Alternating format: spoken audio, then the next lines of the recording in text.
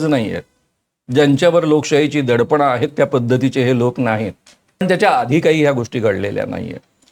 आज मात्र कोणत्याही प्रकारची इमर्जन्सी डिक्लेअर नसताना, इंटरनल किंवा कोणतीही इमर्जन्सी डिक्लेअर नसताना प्रत्यक्षामध्ये सगळ्याच्या सगळ्या मीडियावर अघोषित आणीबाणी लादली गेलेली आहे की आपलं शेटजी भटजींच्या राज्याचं स्वप्न नीटपणे अंमलात यावं आणि लोकशाही हा त्यासाठी अत्यंत घातक मार्ग आहे. शक्यता अशी आहे की त्या ठिकाणी ही सत्ता जाऊन दुसरी अशी एक सत्ता येईल जी जास्त हुकुमशाही मनोवृत्तीची असेल, प्रवृत्तीची असेल. तो बदल आपल्याला चालणार आहे का? हा संपूर्ण देशामध्ये जर यशस्वीता निर्माण करायची असेल आणि सत्ता बदल करायचा असेल तर एकच मार्ग शिल्लक राहतो की अशी परिस्थिती या देशामध्ये निर्माण होईल की ज्यामध्ये मिलिटरी हस्तक्षेप करेल. आम्हाला मिलिटरीचीही हुकुमशाही नको आहे आणि मोदी शहांचीही हुकुमशाही नको आहे. हे संपूर्ण निवडणुका विकत घेतल्या. त्या विकत घेतलेल्या निवडणुकातनं जे कोणी निवडून येतात त्यांनाही विकत घेऊन टाकतात. ते तेव्हाच आहे की राहुल गांधींसारखा माणूस या पद्धतीची आंदोलनं ठिकठिकाणी उभारतो आहे. लोक त्यामध्ये सहभागी होत आहेत आणि त्यांच्या आशा कायम आहेत. हे जोपर्यंत असेल तोपर्यंत या देशामध्ये हिंसक उद्रेक होणार नाही. जो सिम्बॉल आहे, जो अंतर्बाह्य प्रामाणिक आहे, ज्याला खरं म्हणजे सत्तेचा मोह नाही आहे. नमस्कार, मी विकास झाडे. आज संपूर्ण देशाचं लक्ष आणि देशाचंच काय की अनेक देशातील लोक या सगळ्यांचं लक्ष दिल्लीतील जंतर मंतरकडे लागलेलं आहे.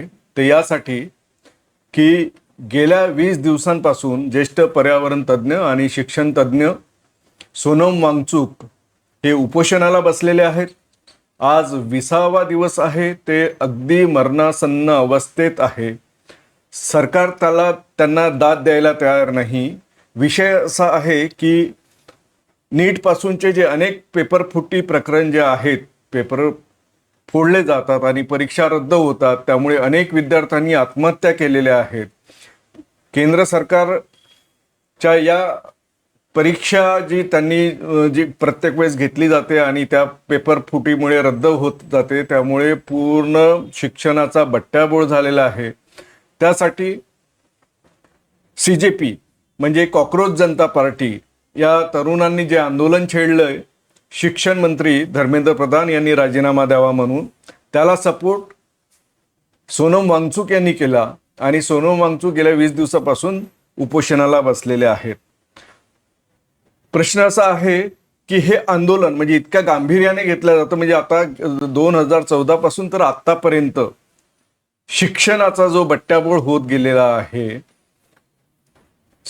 विरोधी पक्षातले लोक तिथे येतात आहे. अनेक विचारवंत, लेखक, साहित्यिक त्यावर आपले मत मांडत आहेत की सोनम वांगचुक यांनी जे आंदोलन छेडलेलं आहे ते त्यांनी मागे घ्यावं, कारण सरकार अजिबात दाद देत नाही. माझ्यासोबत प्राध्यापक श्याम मानव सर आहेत. अखिल भारतीय अंधश्रद्धा निर्मूलन समितीचे ते संस्थापक आहेत. त्यांनी पण तरुणांनी शिकावं, तरुणांनी संघटित व्हावं यासाठी चळवळीच्या माध्यमातून विविध उपक्रम राबवले. तर त्यांचा एक उद्देश असतो की संविधान आणि ह्या सगळ्या गोष्टींच्या बाबत ते सातत्याने बोलत असतात. या परीक्षांच्या बाबत आणि या आंदोलनाबाबत आपण सरांशी बोलणार आहोत. मानव सर, सोनम वांगचुक यांचं आंदोलन धर्मेंद्र प्रधान यांनी राजीनामा द्यावा, पेपर जे फुटले जात आहेत, फोडण्यात येत आहेत, फुटले जात म्हणण्यापेक्षा फोडण्यात येत आहे असा लोकांचा आरोप आहे. तर याबद्दल तुम्हाला काय वाटतं? आणि 20व्या दिवशी ते सुद्धा म्हणजे सोनम वांगचुक अगदी म्हणजे पुढे त्यांचं काय होईल याचं काहीच सांगता येत नाही. काय तुम्हाला काय वाटतं की मोदी सरकार तिथे जाऊन त्यांना भेटतील किंवा विरोधकांमधले काही लोक त्यांना हे करतील? हे चित्र तुम्ही कसं बघता? या आंदोलनाकडे कसं बघता आणि एकूण या सिस्टीमकडे कसं बघता? आपण यावर व्यक्त व्हावं. पेपर फुटीच्या निमित्तानं ज्या पद्धतीचं कॉक्रोच जनता पार्टीचं आंदोलन सुरू आहे, सोनम वांगचुक यांनी उपोषण स्वीकारलेलं आहे किंवा उभारलेलं आहे किंवा ते उपोषणाला बसलेले आहे. हे आमोरण उपोषण त्यांनी जाहीर केलं. त्याकरता सगळ्या भारतीय जनतेनं त्यांच्या पाठीशी उभं राहिलं पाहिजे. अतिशय ती आदरणीय व्यक्ती आहे, एक मोठे वैज्ञानिक आहे, जनतेकरता काम करणारे वैज्ञानिक आहे, केवळ लॅबमध्ये प्रयोग करणारे आणि त्या आधारावर विज्ञानाच्या क्षेत्रामध्ये संशोधन करणारे वैज्ञानिक, या अर्थानं ते मर्यादित वैज्ञानिक नाहीत. लोकोपयोगी वैज्ञानिक असणाऱ्या या माणसांचा संपूर्ण भारत अतिशय मनापासून आदर करतो आणि त्यामुळे त्यांचा मृत्यू ओढवू नये असं प्रत्येक भारतीय जनतेला, भारतातल्या प्रत्येक माणसाला, जो संवेदनशील माणूस आहे त्या प्रत्येकाला हे वाटणं स्वाभाविक आहे. आणि म्हणून आपण सगळे त्यांच्याशी या अर्थानं पाठीशी उभे आहोत. सोनम वांगचुक यांनी आमरण उपोषण सोडावं, हा जो आग्रह सगळे लोक धरत आहेत, त्या आग्रह धरणाऱ्यांपैकीच मी एक आहे. कारण ज्यावेळेस आपण या पद्धतीचं पाऊल उचललं, त्यावेळेस या पद्धतीचं पाऊल उचलताना याची फलनिष्पत्ती काय होणार आहे हे माझ्यासारख्या किंवा अनेकांना नीटपणे माहीत होतं. जे लोक या जगातल्या सगळ्यात मोठ्या शेतकरी आंदोलनापुढे कधी झुकले नाहीत, तब्बल 13-14 महिने 1 लाखपेक्षा अधिक शेतकऱ्यांनी दिल्लीच्या परिसरामध्ये वेढा घालून बसले आणि तरीही त्याला मुळीच दाद दिली नाही. 600-700 शेतकरी मारले गेलेत. त्यावेळेस जेव्हा त्यांना त्यांच्या सहकार्याने प्रश्न विचारला, त्यावेळेस ते म्हणाले की ये 600-700 लोग मरे हैं, वो क्या मेरे लिए मरे हैं? असे मोदी पंतप्रधान असताना, आणि ते केवळ पंतप्रधान नाहीये, निर्णय शक्ती या अर्थानं ते सर्वेसर्व आहे. त्यांच्या राज्यामध्ये त्यांच्या मंत्रिमंडळातल्या एका व्यक्तीचा राजीनामा मागण्यासाठी या पद्धतीचं आमरण उपोषण स्वीकारणं किंवा जाहीर करणं आणि त्या पद्धतीनं उपोषण करणं हे मुळात कितपत स्ट्रॅटेजिकली योग्य होतं याचा विचार झाला पाहिजे. म्हणजे यातले 2 भाग आहेत. कोणत्याही परिस्थितीमध्ये सोनम वांगचुक यांचा जीव वाचला पाहिजे. त्यांच्या प्रामाणिकपणाबद्दल, त्यांच्या योग्यतेबद्दल, त्यांच्या मोठेपणाबद्दल कुणाच्याही मनामध्ये शंका असण्याचं काही कारण नाही. माझ्याही मनात 1% शंका नाही. पण ज्या दिवशी त्यांनी हे आंदोलन स्वीकारलं आणि जाहीर केलं ते आमरण उपोषणाला बसणार आहेत, त्याच दिवशी माझ्या मनात आलं की हे सगळं निरर्थक आहे. का? कारण दीर्घकाळापासून मी आंदोलनं पाहतो आहे. जयप्रकाश नारायणांच्या आंदोलनाचा मी प्रॉडक्ट आहे आणि कळत न कळत ही त्याच आंदोलनाची एक कॉपी आहे. जयप्रकाश नारायणांचं आंदोलन सुद्धा याच पद्धतीनं सुरू झालं होतं. गुजरातमधल्या विद्यार्थ्यांनी हॉस्टेलमधल्या काही प्रश्नांसाठी मेसची बिलं वाढली म्हणून आंदोलनाला सुरुवात केली. अनेक मग विद्यार्थ्यांचे प्रश्न घेऊन ते आंदोलन व्यापक बनत गेलं आणि मग त्या व्यापक आंदोलनातल्या लोकांनी जयप्रकाश नारायणांना पाचारण केलं. तेव्हा जयप्रकाश नारायण कोणत्याही पक्षामध्ये नव्हते. ते सर्वोदयासोबत म्हणजे विनोबांसोबत काम करत होते. ग्रामदान, भूदान तर काम आधी झालेलं होतं, पण ग्रामदानाचं काम सुरू होतं, त्यामधले ते एक अविभाज्य भाग होतं. त्यावेळेस या विद्यार्थ्यांचं निमंत्रण त्यांनी स्वीकारलं. जयप्रकाश नारायण त्यामध्ये सहभागी झाल्यामुळे त्या आंदोलनाला एक वेगळं स्वरूप आलं आणि एक अहिंसक आंदोलनाचं स्वरूप आलं. पण त्यांनी उपोषण वगैरे असा मार्ग नाही स्वीकारला. त्यावेळेस विद्यार्थ्यांना जागृती करता याचा उपयोग करून घेतला. आंदोलनाचा खरा उपयोग धर्मेंद्र प्रधानांनी राजीनामा देणं हे नाहीच आहे. मुळात त्यांनी राजीनामा दिल्याने काय फरक पडणार आहे? 1% फरक पडणार नाही. कारण निर्णय तर अंतिमतः या देशामधला एकच माणूस किंवा 2च माणसं घेत असतात. दुसरा माणूस आल्याने त्या ठिकाणी काय फरक पडणार? मुळामध्ये या आंदोलनाच्या माध्यमातून हे आंदोलन या पद्धतीनं पुकारताना संपूर्ण भारतीय जनतेची आणि प्रामुख्यानं विद्यार्थ्यांची मानसिकता तयार करणं, त्यांच्यापर्यंत या देशामधले आणि परीक्षेसंबंधीचे, परीक्षा का फुटतात या संबंधीचे, शिक्षणासंबंधीचे प्रश्न पोहोचवणं, त्यातून त्यांच्यामध्ये जागृती घडवून आणणं, लोकशिक्षण करणं आणि त्यांना पुढच्या आंदोलनाकरता आणि या देशामधल्या बदलाकरता प्रवृत्त करणं हा त्याचा खरा उद्देश असू शकतो. पण तसा उद्देश काही या आंदोलनामध्ये दिसत नाही. त्याचं कारण एवढी व्यापक भूमिका घेणं, त्या पद्धतीचा दृष्टिकोन कॉक्रोच पार्टीमध्ये असण्याची शक्यता नाही. सोनम वांगचुक यांच्यामध्ये ती आहे का याबद्दल आपल्या मनामध्ये एवढी खात्री नाही आणि त्यामुळे माझ्या मते त्यांचा जीव वाचला पाहिजे हे 100% वाटतं. त्यासाठी त्यांनी उपोषण सोडण्याशिवाय दुसरा कोणताही पर्याय नाही हेही मला वाटतं.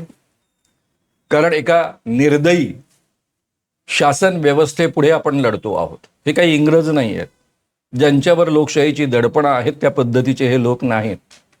इंग्रज महात्मा गांधींच्या उपोषणांपुढे झुकले त्याची दोन कारणं होती. महात्मा गांधींना संपूर्ण भारतामध्ये ज्या पद्धतीचा पाठिंबा होता, संपूर्ण जनमानस त्यांच्या मागे उभं राहायचं, हे एक त्याच्या मागचं कारण होतं. आणि दुसरं अत्यंत महत्त्वाचं कारण असं होतं की जरी त्यांची हुकुमशाही भारतामध्ये असले तरी या भारतामधल्या हुकुमशहा इंग्रजांना कंट्रोल करणारी पार्लमेंट ही लोकशाही प्रक्रियेची होती.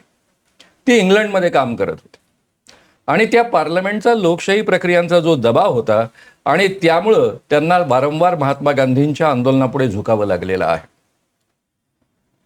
इंग्रज नाही आहेत हे इंग्रजांपेक्षा भयानक आहेत. यांची तुलनाच करायची झाली तर हिटलरांसोबत करावी लागेल या पद्धतीचे शासनकर्ते आहेत आणि ते झुकण्याची शक्यता नाही. हे लक्षात घेऊन मला असं जाहीररित्या पुन्हा प्रामाणिकपणे आवाहन करावं असं वाटतं की सोनम वांगचुक यांनी हा आग्रह सोडावा. उपोषण आमरण जे सुरू आहे ते मागे घ्यावं आणि पुढची लढाई वेगळ्या पद्धतीनं त्यांनी सुरू करावी.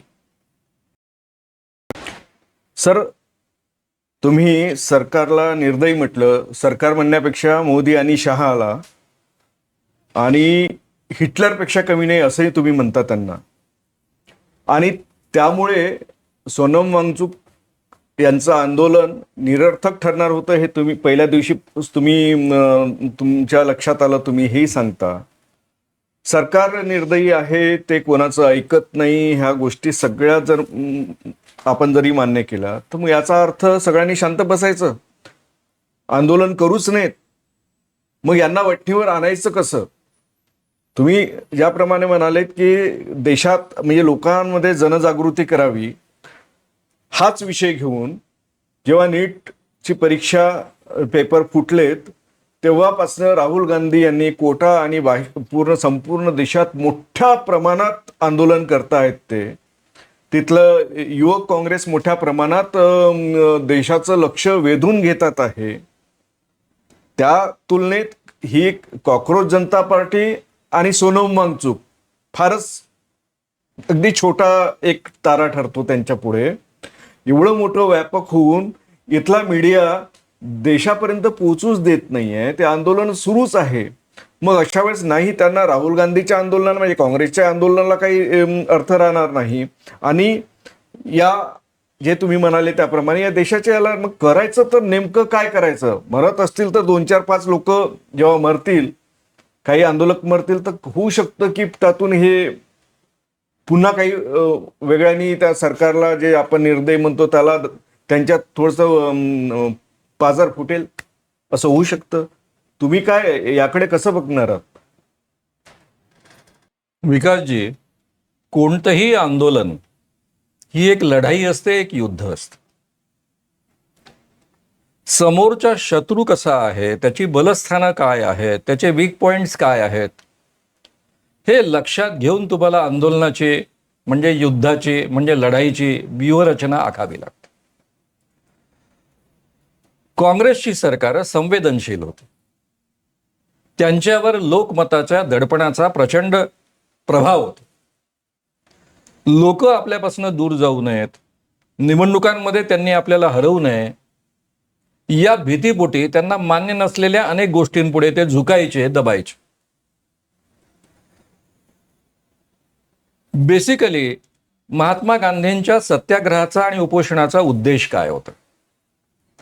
सरकारला झुकवणं किंवा समोरच्या व्यक्तीला झुकवणं हा उद्देश नव्हता.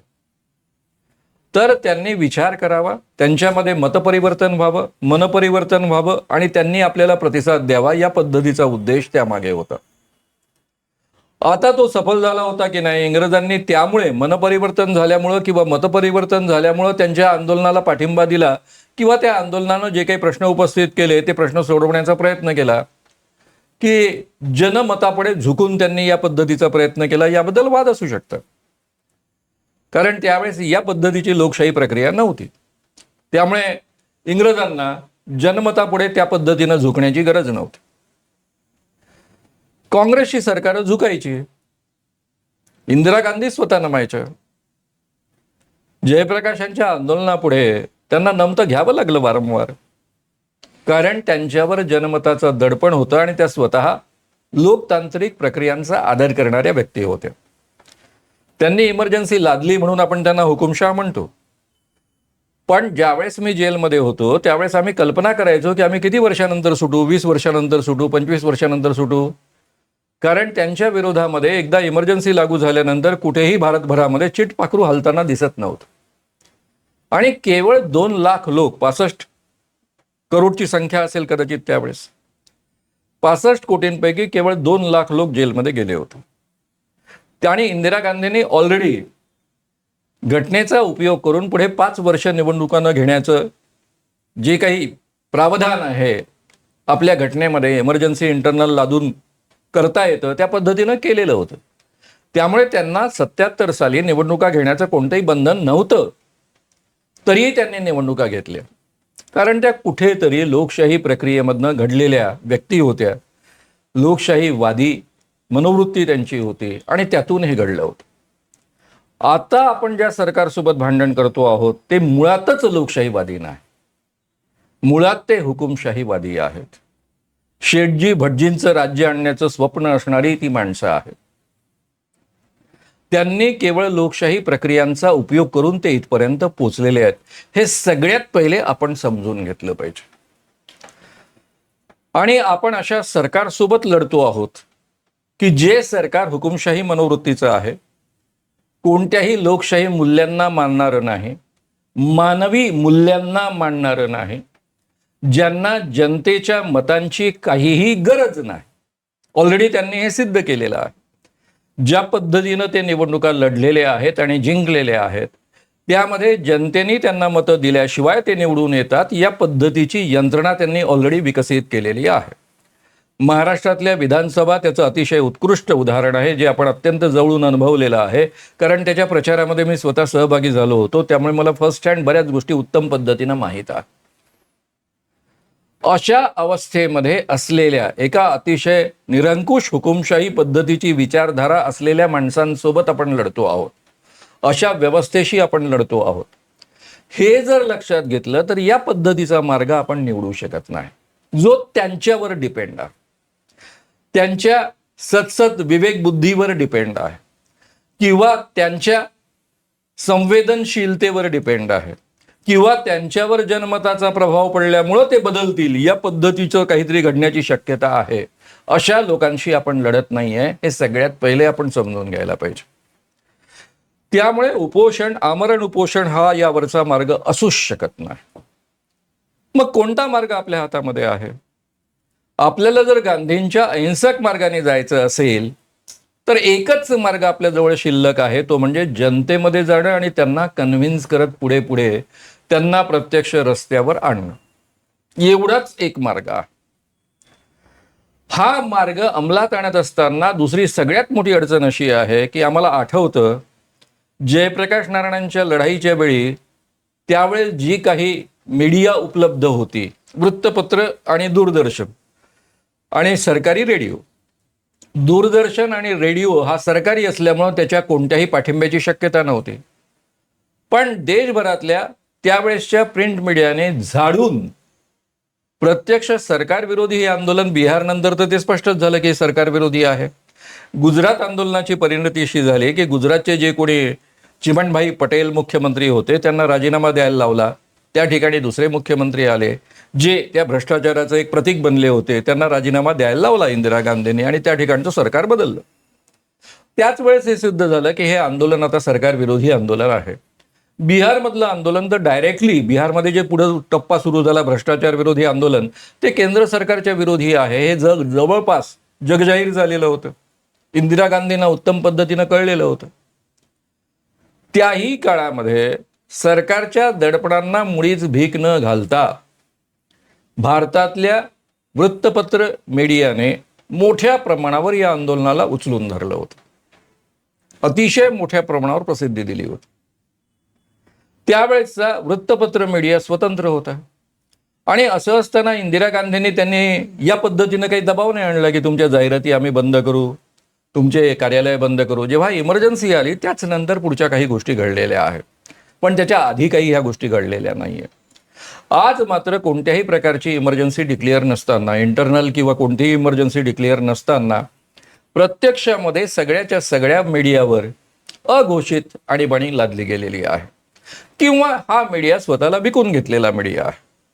त्यामुळे तो मीडिया आपल्याला प्रसिद्धी देणार नाही, त्यामध्ये आपण कुठेही दिसणार नाही, या आंदोलनाचं कोणतंही प्रतिबिंब त्यामध्ये उमटणार नाही. हे लक्षात घेऊनच आंदोलनाची रूपरेषा आखायची आहे आणि त्या पद्धतीचं आंदोलन करायचं आहे. पण दुसऱ्या बाजूने एक चांगली गोष्ट आहे ना आपल्या वाट्याला आलेली या काळामध्ये, एक सोशल मीडिया नावाचं प्रकरण आहे. त्यामध्ये सरकार वेगवेगळ्या पद्धतीची बंधनं आणू इच्छित आहेत, प्रयत्नही करतायत, आणि तरीही बऱ्याच गोष्टी त्या माध्यमातून लोकांपर्यंत आपण पोहोचवतो आहोत. त्यामुळे जन आंदोलन उभारणं, त्यातून लोकांचा असंतोष संघटित करणं, लोकांमधला अवेअरनेस जागृत करणं हे निमित्त झालं. पेपरफुटी प्रकरण हे निमित्त झालं. हा संपूर्ण या व्यवस्थेचा, शेटजी भटजी राज्याचा एक अविभाज्य भाग आहे. पेपरफूट आपोआप होते असं नाही आहे. काँग्रेसच्या राज्यांमध्ये पेपरफूट होत नसे असं नाही आहे, होत असे, पण त्यावर तात्काळ कारवाई केली जात असे. पुढे होणार नाही या पद्धतीची यंत्रणा विकसित करण्याचा किमान आटोकाट प्रयत्न केला जात असे. आता तेही होत नाही, कारण त्यांच्या मूल्यव्यवस्थेमध्ये पेपरफुटी हा एक अविभाज्य भाग आहे. कारण त्यांना नेमक्या लोकांना नेमक्या जागी पोचवायचं आहे. मोजक्या लोकांना, काही महत्त्वाच्या लोकांना, त्यांना जे वाटतं त्यांच्या हातामध्ये सगळं काही द्यायचं आहे. ही त्यांची सर्वसाधारण योजना आहे. हा जो त्यांच्या वैचारिक योजनेचा भाग आहे, त्यामध्ये पेपरफूट हा अविभाज्य भाग आहे. आता ते पकडले गेले, जाहीर झालं म्हणून उद्या निवडणुकीचे सगळे भ्रष्ट प्रकार जाहीर होतील, त्यावेळेस आपल्याला कळेल निवडणुका कशा घेतल्या गेल्या. उद्या कदाचित नोटबंदी प्रकरणामध्ये काय गौडबंगाल होतं, त्याच्या मागचं काय षडयंत्र होतं, हे उद्या बाहेर झाल्यावर आपल्याला कळेल. आज आपल्याला पूर्ण माहीत नाही. पण या पद्धतीच्या या सगळ्या यंत्रणा, ते जे योजना आखतात, जी काही निर्णय घेतात, त्यामागे त्यांची एक स्पष्ट सुनियोजित योजना असते की आपलं शेटजी भटजींच्या राज्याचं स्वप्न नीटपणे अंमलात यावं. आणि लोकशाही हा त्यासाठी अत्यंत घातक मार्ग आहे, अडचणीचा मार्ग आहे. त्यामुळे लोकशाही मार्गाच्याच शिडीचा उपयोग करून ते वर चढतात आणि ती शिडी कापून टाकतात. या पद्धतीची व्यवस्था निर्माण करत करत ते पुढे जात आहेत. हे सगळं समजून घेऊन त्यांच्यासोबत लढाई केली पाहिजे. त्यासाठी जन आंदोलनं उभारली पाहिजे, आणि ती एकट्या दिल्लीमध्ये उभारून चालणार नाही. कारण या जगातलं, मी अतिशय अधिकारवाणीनं बोलतोय, या जगातलं सगळ्यात मोठं आंदोलन भारतामध्ये शेतकऱ्यांनी केलं होतं. एवढं मोठं आंदोलन जगाच्या इतिहासामध्ये कधीही झालेलं नव्हतं, की 1,00,000 लोकांनी एका राजधानीला वेढा घातलेला आहे आणि तब्बल 13-14 महिने त्या ठिकाणी ते बसून आहेत. त्यामध्ये 700-800 लोकांचा बळी जातो आहे. हे जगाच्या इतिहासात कधी घडलेलं नाही आहे.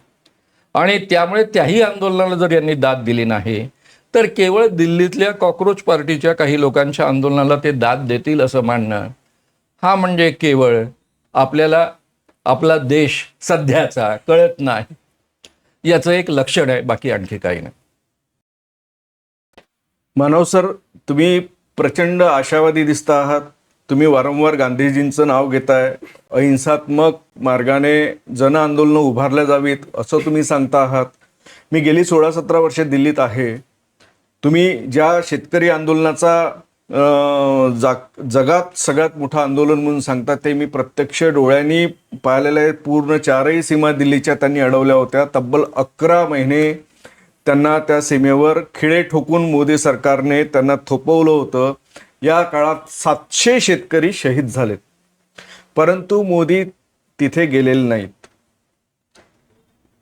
इथे देशातील महिला कुस्तीपटू ज्यांनी देशाचं नाव पूर्ण जगात कमावलं, पारितोषिके आणून दिलेत त्यांना देशासाठी, त्यांच्यावर एक भाजपचा तत्कालीन खासदार बलात्कार करतो आणि त्याचा निषेध व्यक्त करण्यासाठी ह्या सगळ्या महिला जंतर मंतरवर आंदोलन करतात. तर शांततेच्या, म्हणजे गांधीजीच्या अहिंसात्मक मार्गाने ते आंदोलन करतात, तर त्यांना फरफटून ओळत नेल्या जातं. बाबा राम रहीम जो आहे तो बलात्काराच्या आरोपाखाली जेलमध्ये जातो, जन्मठेपेची शिक्षा होते, आणि त्याला हे सरकार 400 दिवस बाहेर पॅरोलवर काढलं जातं. असे किती उदाहरण देऊ मी तुम्हाला, हे लांबच लांब यादी होईल की त्यासाठी आंदोलन होतात, हा बाहेर का आला म्हणून, यांना न्याय मिळावा म्हणून. आणि गांधीजीच्या मार्गानेच आंदोलन केली जातात. हे 2014 पासून तर 2026 पर्यंत सातत्याने सुरू आहे. आणि तुम्ही अजूनही प्रभावीपणे म्हणताय की नाही, गांधीजीच्या मार्गाने हे आंदोलन तयार व्हायला पाहिजे, आणि त्या आपल्या शिड्या कापत आहेत एक एक एक एक. असं वाटत नाही की या ठिकाणी गांधीजी हरलेत आणि आता भगतसिंगाचाच मार्ग उरलेला आहे आणि त्या दिशेने जावं लागेल तर हा देश टिकून राहू शकतो? याबद्दल तुमचं काय मत असू शकतं? तुम्ही प्रश्न उपस्थित केला तो अतिशय बरोबर आहे. गांधींच्या अहिंसक आंदोलनाला, सत्याग्रहाला हे लोक किती प्रतिसाद देतील आणि त्याच्यापुढे किती झुकतील याबद्दल सगळ्यांच्या मनामध्येच अतिशय प्रचंड संदेह आहे. माझ्याही मनात तो प्रचंड संदेह आहे. कोणत्याही बदलाला, ज्याला आपण क्रांती असा शब्द वापरतो, प्रत्यक्षामध्ये त्यातनं सत्ता बदल घडून येतो जास्तीत जास्त. प्रत्यक्षात क्रांती घडते की नाही आपल्याला माहित नाही, पण हा सत्ता बदल घडवून आणण्याचे दोन मार्ग आहेत. एक, गांधीजीच्या प्रक्रियेमधनं जाणं, खास करून लोकशाही देश जे आहे त्या ठिकाणी सत्याग्रहाचा मार्ग, आंदोलनाचा मार्ग, शांततामय मार्ग, अहिंसक मार्ग, या मार्गाने हे बदल व्हायला हवे आहेत, अपेक्षित आहेत. पण त्याकरता ज्या पद्धतीचं संवेदनशील सरकार असावं लागतं, लोकमतापुढे झुकणारं सरकार असावं लागतं, तसं हे नाहीये, हे क्लिअर आहे. हे स्वतः मी आधीच तुम्हाला सांगितलं प्रत्यक्षामध्ये. त्यामुळे हे पॉसिबल नाहीये, हे आपल्याला सगळ्यांना कळतं. पण दुसरा मार्ग कोणता आहे? सुभाषचंद्र बोस आणि महात्मा गांधी. सुभाषचंद्र बोसांनी ज्यावेळेस आझाद हिंद सेनेचे निर्मिती केली, त्याच्या आधी हा प्रश्न पंडित जवाहरलाल नेहरू आणि गांधीजींपुढे पडला होता. खरं म्हणजे त्यांचा या पद्धतीचा संवादही झालेला होता. त्यावेळेस स्वतः गांधींनी हा प्रश्न उपस्थित केला की उद्या या पद्धतीनं आपण इतरांची मदत घेऊन जर भारताला स्वातंत्र्य मिळालं तर त्या ठिकाणी राज्य कोणाचं येणार? जपान्यांचं येणार? हिटलरचं येणार? कारण त्यावेळेस हिटलरचा पराभव झालेला नव्हता. की भारतीयांचं येणार? हा प्रश्न आहे. भगतसिंगांच्या मार्गाने जाणं, भगतसिंगांनी एक प्रतिकात्मक मर्डर केला तिथपर्यंत ठीक आहे, पण त्या हिंसक मार्गाने जर या देशामध्ये बदल होणार असेल, त्यामध्ये हिंसक प्रक्रियांचा सहभाग होणार असेल, तर या देशामध्ये लोकशाही राहील का? टिकेल का? मग शक्यता अशी आहे की त्या ठिकाणी ही सत्ता जाऊन दुसरी अशी एक सत्ता येईल जी जास्त हुकुमशाही मनोवृत्तीची असेल, प्रवृत्तीची असेल. तो बदल आपल्याला चालणार आहे का? हा खरा प्रश्न आहे. म्हणजे हिंसा दोन प्रकारे होत असते अशा आंदोलनांमध्ये. एक, लोकांना असंतोष इतका त्यांचा वाढला की त्याचा उद्रेक झाला, स्फोट झाला, ती अनियंत्रित हिंसा असते. आणि दुसरी हिंसा अशी असते की आंदोलनामध्ये, क्रांती घडवून आणण्यामध्ये, बदल घडवून आणण्यामध्ये हिंसक प्रक्रियेचा वापर करायचा, जसं बंगालमध्ये करण्यात आलं. बांगलादेश स्वतंत्र झाला, त्यामध्ये भारतीय मिलिटरीने मदत केली, पण त्याच्या आधी तिथे स्वतंत्रता आंदोलन सुरू झालं होतं. त्यांनी मिलिटरीचं ट्रेनिंग भारतीय सैनिकांच्या माध्यमातूनच घेतलं आणि त्यातून त्या परिवर्तनामधला भाग सुरू झाला. तर पुढे बंगाल एवढा शांत राहिला का? बंगालमध्ये लोकशाही ज्या अर्थानं भारतामध्ये टिकली त्या अर्थानं टिकली का? याचं जर आपण संशोधन केलं आणि पुढे त्याच लोकशाहीमध्ये जास्तीत जास्त पंतप्रधान जे पश्चिम बंगाल, म्हणजे ज्याला आपण बांगलादेश असं म्हणतो, त्या ठिकाणी निर्माण झाले, पश्चिम बंगालमधला पूर्व भाग, त्यामध्ये निर्माण झाले, त्यातले मेजॉरिटी लोक हे हुकुमशाही मनोवृत्तीचे निर्माण झाले, आपल्याला लक्षात येतं.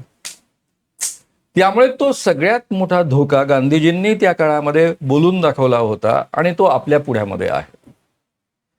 त्यामुळे या प्रश्नाचं उत्तर असं कोणतं एका गणिताचं 1+1=2 या पद्धतीनं देताच येत नाही, कारण ही एकदम नवी परिस्थिती आहे. एका बाजूनं देशामध्ये म्हणाल तर तुम्ही लोकशाही आहे, पण लोकशाहीच्या नावाखाली प्रत्यक्षामध्ये हुकुमशाही काम करते आहे. या ठिकाणी लोकशाही प्रक्रियांचा जो काही आवाज निर्माण करण्याच्या प्रक्रिया आजपर्यंत उपलब्ध होत्या, त्या प्रक्रिया वरपांगी उपलब्ध दिसत आहेत, पण त्याचा काही परिणाम होत नाही अशी परिस्थिती निर्माण झालेली आहे. आणि हिंसक प्रक्रिया जर या देशामध्ये वापरायची असेल तर आपल्याला लक्षात घेतलं पाहिजे की या देशामध्ये पोलिसांची संख्या किती आहे. या देशामध्ये 14 लाख मिलिटरी 14 लाखाची मिलिटरी आहे. जगातली नंबर 3 ची मिलिटरी भारतामध्ये आहे. आणि भारतीय सर्वसामान्य लोकांना हत्यार वापरण्याचा अधिकार नाही, ट्रेनिंग नाही, त्या पद्धतीची परिस्थिती नाही. त्यामुळे भारतासारख्या देशामध्ये हिंसक आंदोलन कधी सक्सेस होईल याबद्दल मला बिलकुल 1% सुद्धा विश्वास नाही. हे गांधींनी नीट ओळखलं होतं. कारण गांधींच्या सत्याग्रहाच्या आधी जगामध्ये जे काही बदल झाले होते, शासन व्यवस्था बदलल्या होत्या, त्या सगळ्या हिंसक क्रांतीच्या माध्यमातूनच बदलल्या होत्या. भारत हा असा एकमात्र पहिला देश आहे की हिंसक क्रांतीच्या शिवाय या देशामध्ये स्वातंत्र्य मिळालं आणि त्यामध्ये बदल झाला. त्यामुळे ही नवी प्रक्रिया त्यांनी जी अंमलामध्ये आणली, त्याकरता ज्या काही आवश्यक गरजा होत्या की समोरची माणसं काही अंशी का असेना संवेदनशील असणं, लोकशाही प्रक्रियांचं त्यांच्यावर दडपण असणं, त्या पद्धतीची आजची शासन व्यवस्था नाही, हे सत्य आहे. आणि म्हणून तुम्ही जी उदाहरणं उपस्थित केली, सगळीच्या सगळी आंदोलनाची जी काही गत झाली, अवस्था झाली, ती अतिशय सत्य आहे आणि त्यापासून आपण धडा शिकलो पाहिजे. मग दुसरा कोणता प्रकार शिल्लक आहे आपल्या पुढ्यामध्ये? हिंसक मार्गाने जाण्यासारखी परिस्थिती या देशामध्ये 2 अर्थानं नाही. हिंसक शस्त्रांचं ट्रेनिंग या देशामध्ये सर्वसामान्य माणसाला नाही. नंबर 2, सर्वसामान्य माणसांना या पद्धतीची अवजारं उपलब्ध नाही. नंबर 3, या देशामधली पोलीस यंत्रणा आणि मिलिटरीची यंत्रणा अत्यंत सशक्त आहे. म्हणजे आपल्याजवळ एकच मार्ग उरतो. आपण या पद्धतीनं विचार करून पाहूया की हिंसक आंदोलनातनं काय निष्पन्न होऊ शकतं. हिंसक आंदोलन त्याच वेळेस सक्सेस होऊ शकतं, यशस्वी होऊ शकतं, ज्यावेळेस या हिंसक आंदोलनामध्ये प्रत्यक्ष मिलिटरी सहभाग घेईल किंवा पोलीस यंत्रणा सहभाग घेईल. पोलीस यंत्रणा एक संघ नाही आहे देशामध्ये, त्यामुळे त्याची शक्यता कमी आहे. झाली तरी काही प्रांतांपर्यंत हे घडेल. संपूर्ण देशामध्ये जर यशस्वीता निर्माण करायची असेल आणि सत्ता बदल करायचा असेल तर एकच मार्ग शिल्लक राहतो की अशी परिस्थिती या देशामध्ये निर्माण होईल की ज्यामध्ये मिलिटरी हस्तक्षेप करेल आणि मिलिटरी विरुद्ध उभं राहील. जसं बांगलादेशमध्ये घडलं. बांगलादेशची मिलिटरी विरुद्ध उभी राहिली. कुणाच्या? शेख हसीना यांच्या. आणि त्याचा परिणाम असा झाला की शेख हसीनांना मग देश सोडून जावं लागलं. विरुद्ध उभं राहिली म्हणजे त्यांनी शेख हसीनांसोबत काही त्यांना अटक केली नाही, त्यांच्यावर कोणत्याही प्रकारे अत्याचार केले नाही, पण आम्ही आता तुमचं संरक्षण करू शकणार नाही असे हात त्यांनी टेकले. आणि ही मर्यादित बदल त्यामुळं घडून येऊ शकला. कारण मिलिटरीने प्रत्यक्षामध्ये त्या सरकारच्या विरुद्ध कोणतंही आंदोलन केलं नाही, कोणतीही पावलं उचलली नाही. आणि त्यामुळं कदाचित आपल्याला सध्या बांगलादेशमध्ये लोकशाही दिसते आहे वरपांगी. प्रत्यक्षात किती आहे याबद्दल आय एम डाऊटफुल. मला त्याबद्दल शंका आहे, खात्री नाही. भारतामध्ये तसं घडण्याची शक्यता नाही. मोदी आणि शहा म्हणजे शेख हसीना नाही आहेत. यामध्ये मिलिटरीने असं म्हटलं आम्ही तुमचं संरक्षण करणार नाही आणि हे सत्ता सोडतील, ही पॉसिबिलिटी नाही आहे. त्यामुळे या ठिकाणी जर बदल व्हायचा असेल तर या हिंसक आंदोलनाला प्रत्यक्ष मिलिटरीची साथ लागेल. आणि मिलिटरीची साथ दिल्याशिवाय इथे हिंसक आंदोलन कधीही भारतामध्ये यशस्वी होऊ शकणार नाही. आणि ज्या दिवशी हिंसक आंदोलनाला मिलिटरी साथ देते आणि त्यामुळे सत्ता परिवर्तन घडून येतं, त्यानंतर त्या ठिकाणी लोकशाही टिकत नाही, लोकशाही राहत नाही. तर आपल्याला मिलिटरीची हुकुमशाही चालेल काय? आम्हाला मिलिटरीचीही हुकुमशाही नको आहे आणि मोदी शहांची हुकुमशाही नको आहे. आम्हाला आमचं राज्य हवं आहे. आणि त्यामुळं तुमच्या माझ्याजवळ दुसरा कोणताही पर्याय नाही. मी पुन्हा स्पष्ट करतो की हिंसक आंदोलन 2 प्रकारचं असतं. मी आधी सांगितलं तुम्हाला की एक हिंसेचा उद्रेक असंतोषापोटी होणं ज्याच्यावर कोणाचाच कंट्रोल नाही, आणि दुसरं रीतसररित्या एक हिंसक आंदोलन उभारायचं आणि त्यातून सत्ता बदल घडवून आणायचं. ही दुसरी पॉसिबिलिटी आपल्या देशामध्ये अत्यंत घातक ठरणारी आहे, म्हणून त्याचा आपण विचार सोडून देऊया.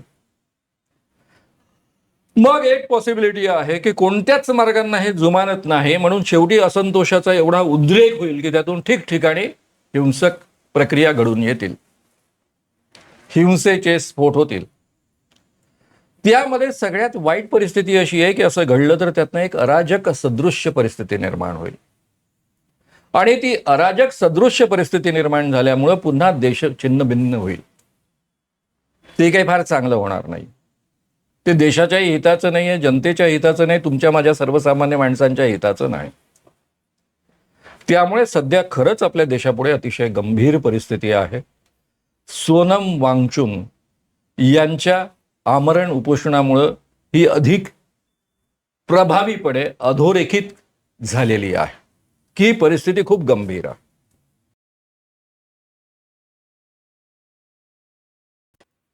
मानव सर, तुम्ही या निमित्ताने लोकशाहीचं महत्त्व तुमच्या हे दीर्घ उत्तरातून समजावून सांगितलं आहे. आणि त्याशिवाय आपल्याला या देशात जर लोकशाही नांदावी जर असं वाटत असेल तर याच गांधीजींच्या अहिंसा त्यांनी जे मार्ग दाखवला त्या मार्गाने जावं लागेल असं तुम्ही सांगताय.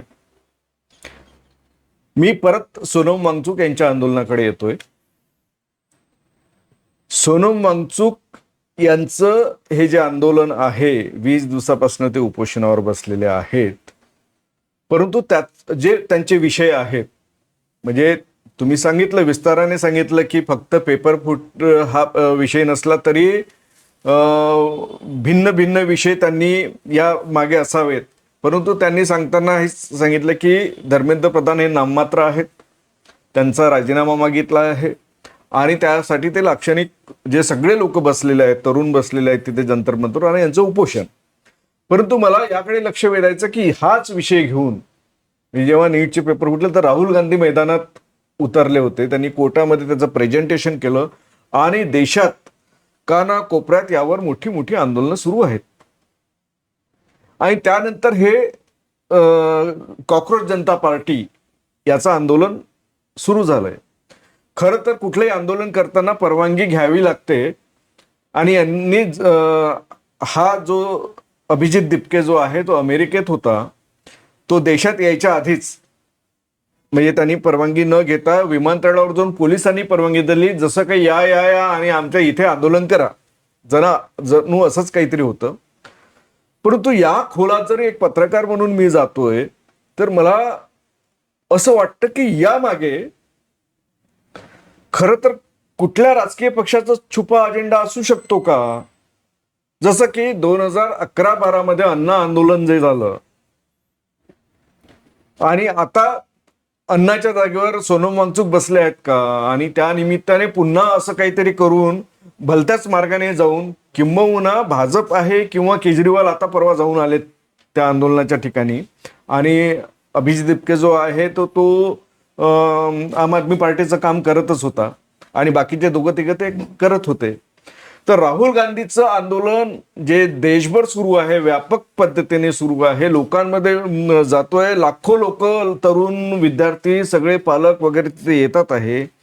ते दडपण्यासाठी त्याला वेगळा मार्ग म्हणजे दुसऱ्या मार्गाने ते जावेत, म्हणजे ते त्यांचं लुप्त व्हावं आणि इकडे लक्ष वेधलं जावं, त्यासाठी तर नाही ना. तुम्हाला याबद्दल काही शंका येतात का किंवा तुम्हाला काय वाटतं याबाबत?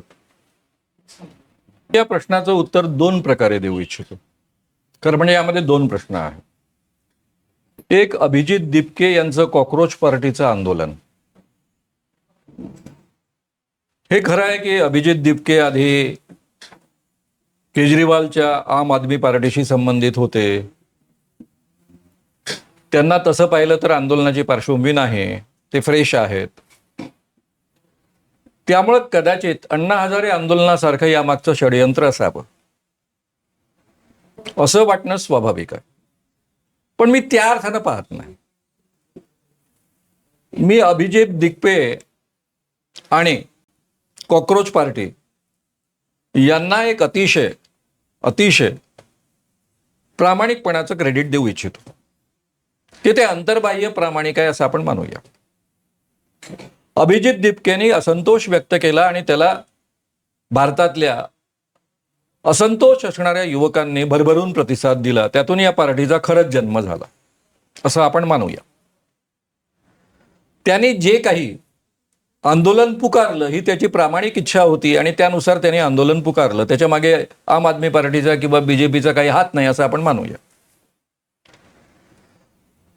आता त्याला मुळात आंदोलन कसं चालवायचं, काय कसं करायचं याच्याबद्दल एवढा अनुभव नाही आणि त्यामुळे ज्याला आपण इमॅच्युअर पद्धतीनं म्हणतो त्या पद्धतीनं त्याने आंदोलन जाहीर केलं. स्वतःला काहीतरी फार मोठा तो हिरो आहे असं स्वतःला समजला आणि मग आता मी मुंबईमध्ये येणार आणि या दिवशी आंदोलन सुरू करणार. पहिल्यांदा आपण पोलीस स्टेशनला जाऊ, मग आपण त्या ठिकाणी परमिशन घेऊन मग आंदोलन करू. हे जे काही त्यांनी स्वप्नरंजन आपल्या पुढ्यात मांडलं त्यावरनं त्याची आंदोलनाविषयीची टोटल इमॅच्युरिटी दिसून येते. पण त्याकरता आपण तो अप्रामाणिक आहे असं म्हणण्याचं काही कारण नाही. इमॅच्युअर आहे इथपर्यंत ठीक आहे. सरकारने याचा फायदा घेऊन या आंदोलनाला संपवण्याचं षडयंत्र रचलं असं आपण का मानू नये. जणू काही हे बीजेपी प्रायोजित आंदोलन आहे या पद्धतीचं वातावरण मुद्दाम निर्माण करायचं.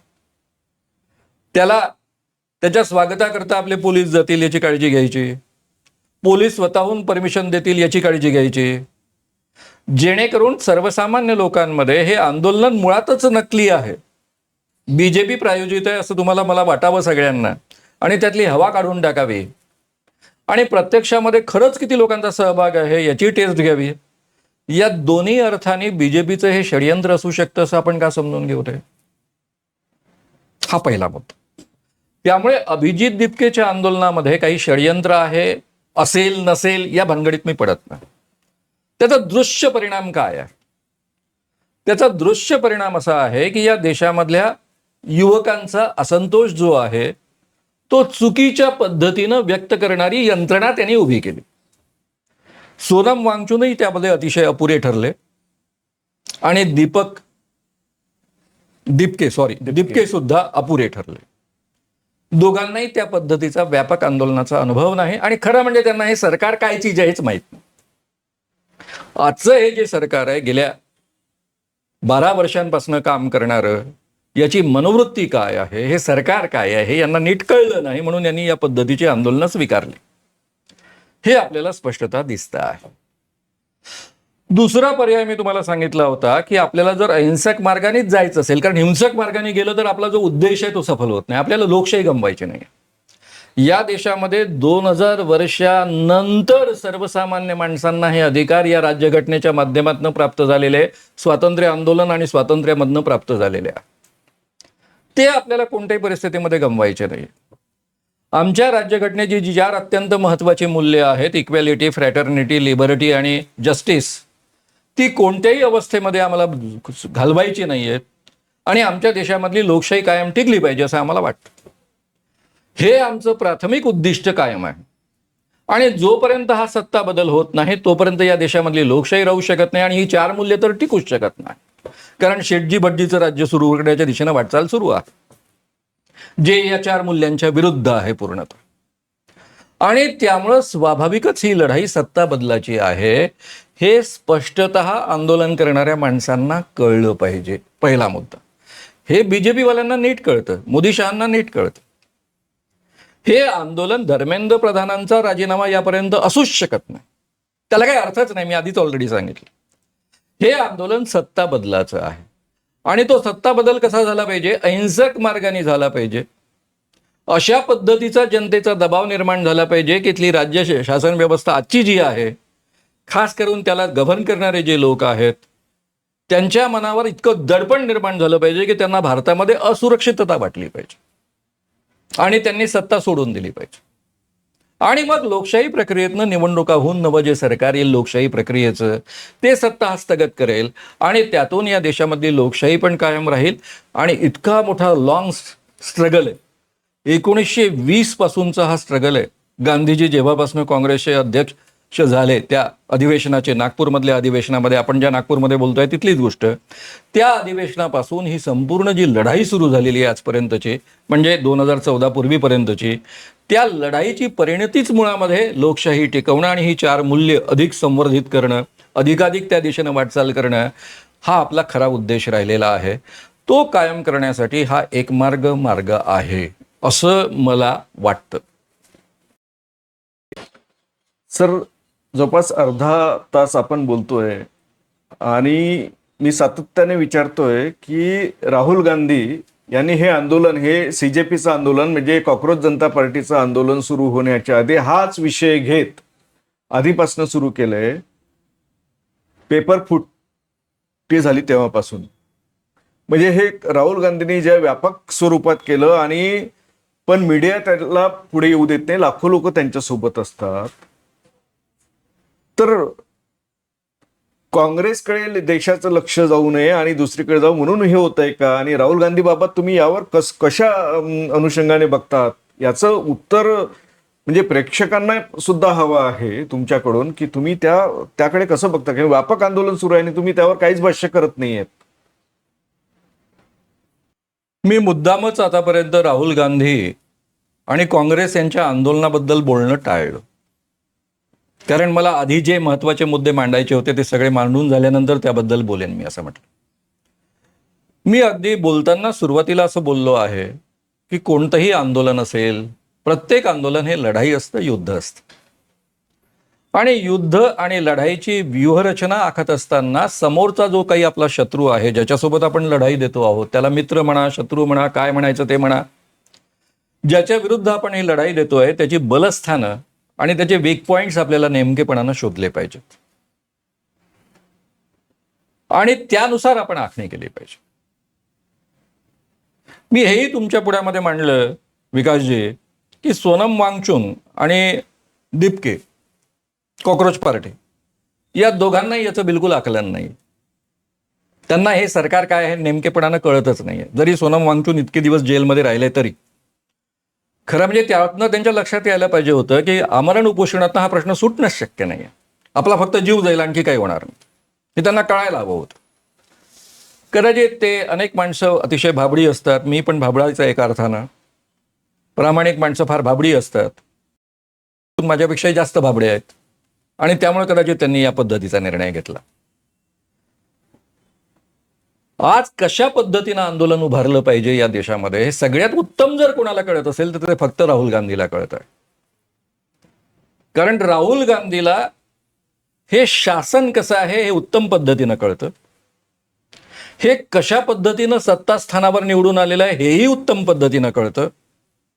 आणि म्हणून त्यांनी अलीकडच्या काळामध्ये दिल्लीमध्ये जी सर्वपक्षीय बैठक घेतली होती त्यावेळेस या सगळ्यांपुढे अगदी शरद पवारांपासून आपल्या पश्चिम बंगालच्या माजी मुख्यमंत्र्यांपर्यंत सगळ्यांसमोर हे सांगितलं होतं की तुम्ही निवडणुकीच्या मार्गातनं कधीही मोदींना हटवू शकत नाही, कारण त्यांनी संपूर्ण निवडणुका हायजॅक केलेल्या.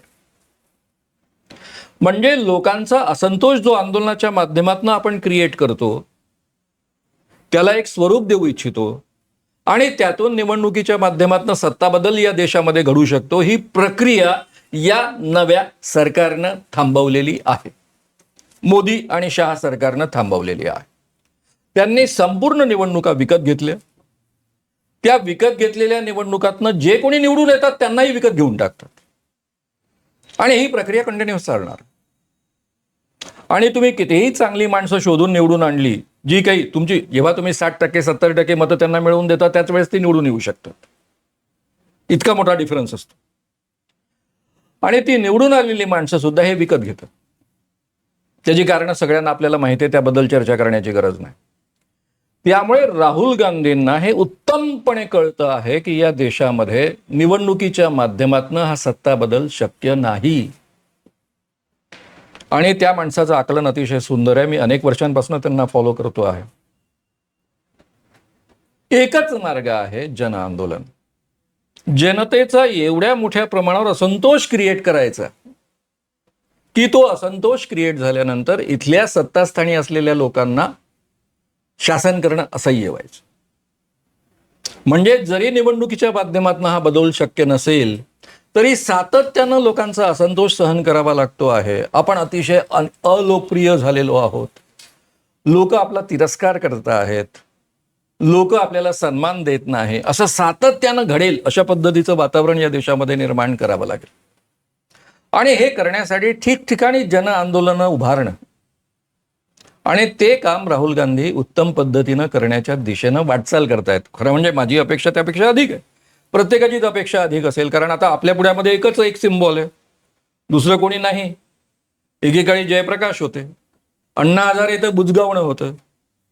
पण आता एक जो सिम्बॉल आहे, जो अंतर्बाह्य प्रामाणिक आहे, ज्याला खरं म्हणजे सत्तेचा मोह नाही आहे, जो चारही घटनेमधल्या मूल्यांविषयी अत्यंत आग्रही आहे आणि अहिंसक मनोवृत्तीचा आहे, अशी चारही आपल्याला आवश्यक असलेले गुण असणारा तो एक माणूस आहे. आणि त्याच्या भोवताल संपूर्ण देश आज नाही उद्या उभा होईल. संपूर्ण भारतामधल्या तरुणांचा आणि जनतेचा असंतोष त्याच्या मागे एकवटेल, त्याच्या मागे तो उभा होईल. निमित्त मात्र तो असेल. असं घडलं तरच या देशामध्ये बदलाची शक्यता आहे. कारण सोनम वांगचुक ही कदाचित ती प्रतिमा ठरेल असं मला पहिल्या टप्प्यामध्ये वाटलं होतं. पण ज्या दिवशी त्यांनी उपोषण जाहीर केलं त्या दिवशी माझ्या लक्षात आलं की या माणसाला लढताच येत नाही, लढाई कशी करायची हे माहीत नाही. त्यामुळे ही व्यूहरचना नीट आखून, याचं उत्तम भान असून, आणि आपल्या सगळ्यांपेक्षा राहुल गांधींना अधिक माहिती असते शासन कसं चालवलेलं आहे, शासनामध्ये नेमकं कायच घडत असतं, मिलिटरीपासून सगळ्या ठिकाणी कशा पद्धतीचे विचार सुरू आहेत, हे सगळं त्यांच्यापर्यंत सातत्याने पोचत असतं. त्यामुळे त्यांना देशाची परिस्थिती आपल्यापेक्षा अधिक चांगल्या पद्धतीनं माहीत आहे. आणि त्यामुळं त्यांच्या आंदोलनाला हळूहळू मोठा प्रतिसाद मिळतच जाणार आहे. तुम्ही जी भीती व्यक्त केली की त्याचे आता एवढं मोठं आंदोलन या निमित्तानं, पेपरफुटीच्या निमित्तानं राहुल गांधींनी उभारलं, ठिकठिकाणी युवक काँग्रेस आणि NSUI ठिकठिकाणी मोर्चे आयोजित करत आहे, त्याला अतिशय मोठा प्रतिसाद मिळतो आहे की जेवढे NSUI आणि जर युवक काँग्रेसमध्ये लोक असते तर कदाचित सत्ता यांचीच असते, या पद्धतीची परिस्थिती आपल्या सगळ्यांना वाटते. म्हणजे या सगळ्या मोर्चांना जो प्रतिसाद मिळतो आहे, जे काँग्रेसचे नाहीत अशा मोठ्या युवकांचा प्रतिसाद मिळतो आहे, कारण तेवढा असंतोष या देशामध्ये आहे ऑलरेडी. या सगळ्यांना एकवटण्याचं काम राहुल गांधीच्या निमित्तानं ते होऊ शकेल. दोन कारणं. एक तर त्या पद्धतीची ती फिगर आहे, त्यांना व्यूहरचना आणि ह्या सगळ्या गोष्टी नीटपणे कळतात, त्याचं अतिशय उत्तम भान आहे. आणि म्हणून ते एका लिमिट पलीकडे तो मुद्दा ताणून धरत नाही, कारण त्या मुद्द्यातनं काही निष्पन्न होणार नाही याची त्यांना कल्पना असते.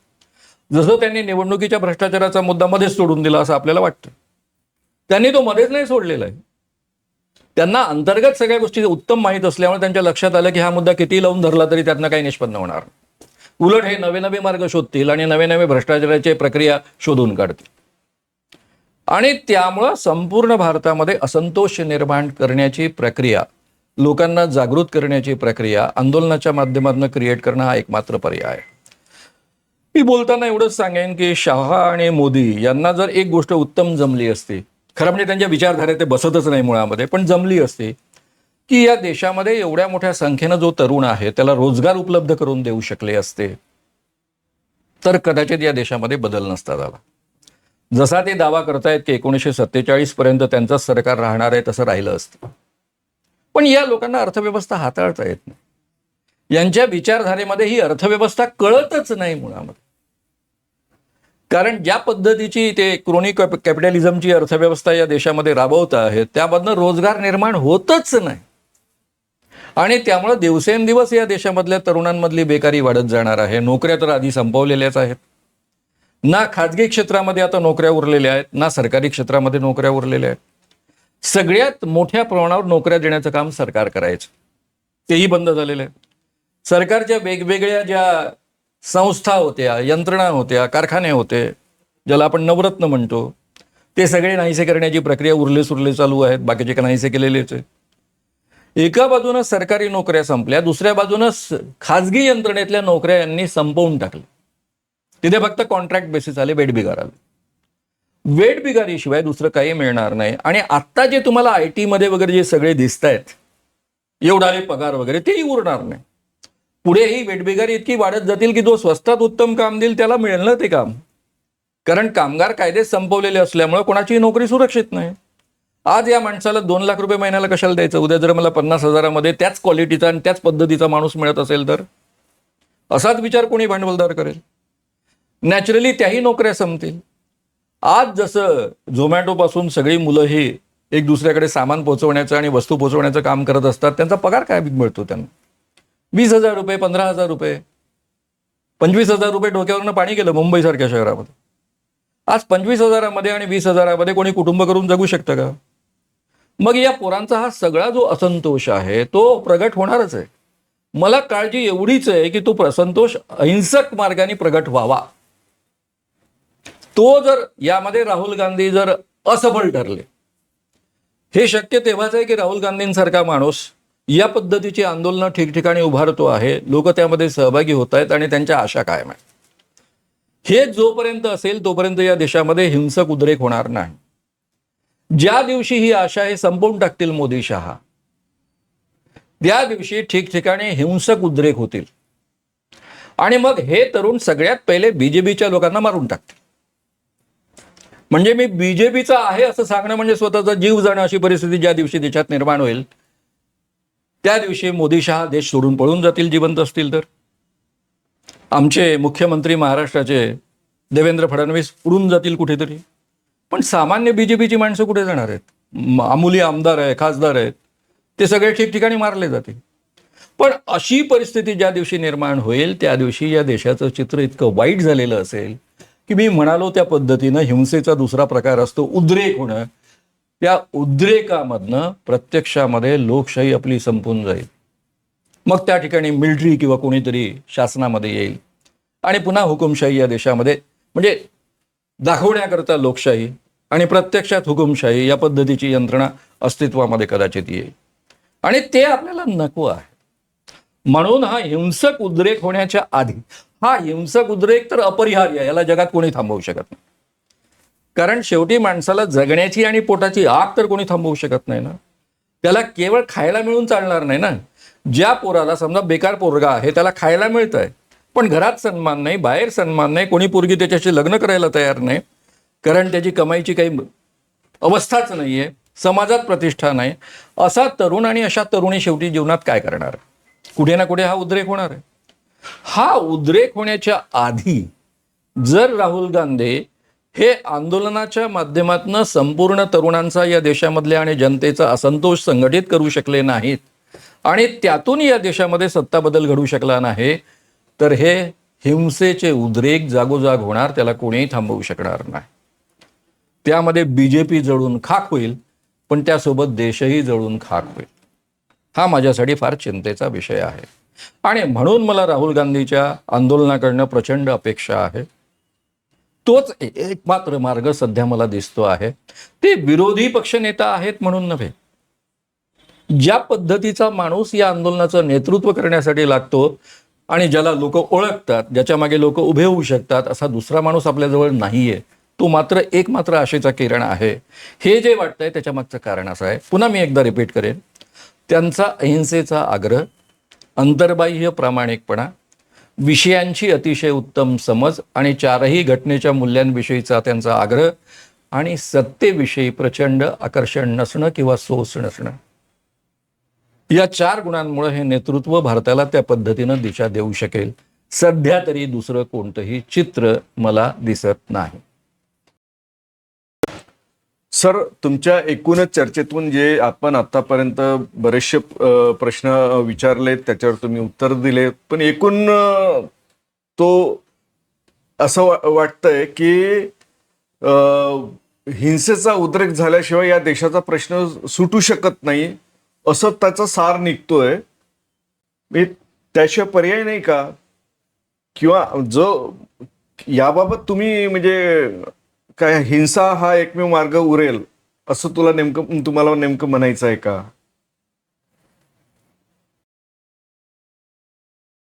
आजपर्यंत जगामध्ये परिवर्तनाचा किंवा क्रांतीचा जो मार्ग राहिलेला आहे तो नेहमी हिंसेचा राहिलेला आहे. त्याला पहिल्यांदा अलीकडच्या काळामध्ये ज्या पद्धतीनं गांधींनी सत्याग्रहाचा वापर केला, कळत नकळत जगभरच्या सगळ्या लोकशाही यंत्रणांनी, ज्या ज्या देशांमध्ये लोकशाही आहे त्या त्या ठिकाणी या पद्धतीच्या यंत्रणा स्वीकारल्या गेल्या. आंदोलन करणं, विरोध प्रदर्शित करणं, त्याची सरकारने दखल घेणं, हे जनतेतल्या असंतोषाची सरकारला कल्पना येण्यासाठी असलेली सगळे मार्ग आहेत.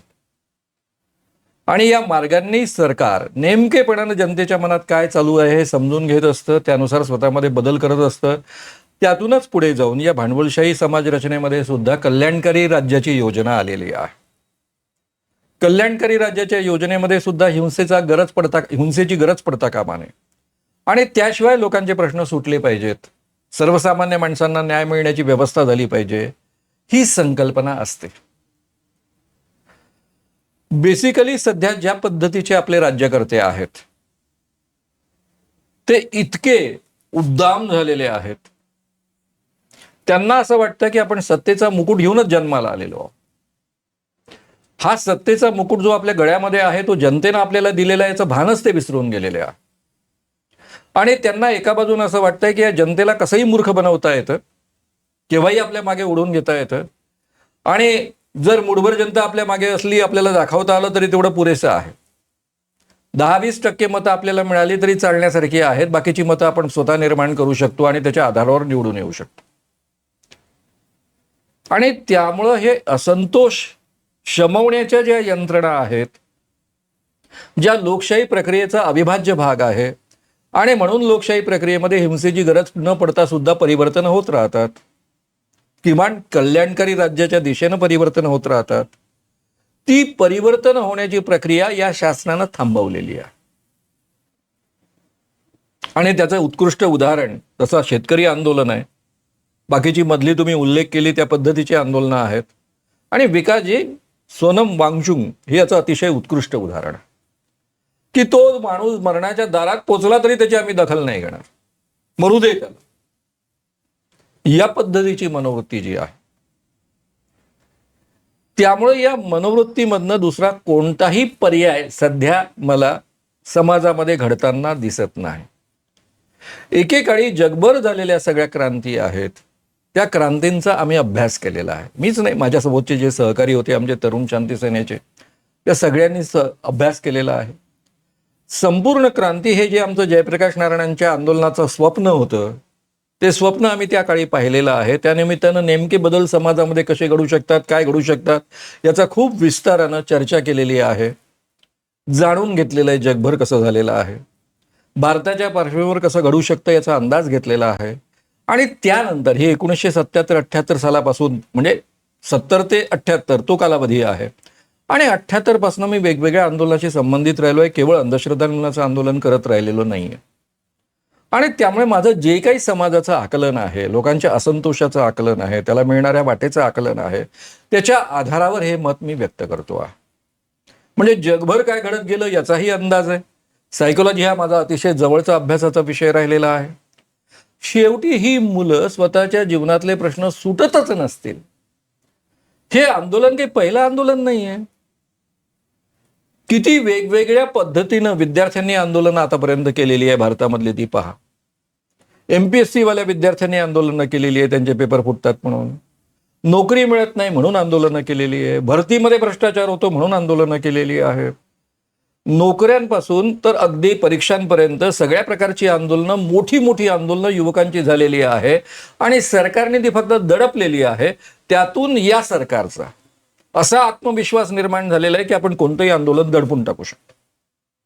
त्याला न्याय देण्याची काही गरज नाही, त्याच्याकडे लक्ष देण्याची गरज नाही, कारण सगळ्या निवडणुकीच्या यंत्रणा आमच्या हातामध्ये, सगळ्याच्या सगळ्या देशातल्या यंत्रणा आमच्या हातामध्ये, न्यायालय आमच्या हातामध्ये आहेत, त्यामुळे आम्ही पाहिजे ते करू शकतो.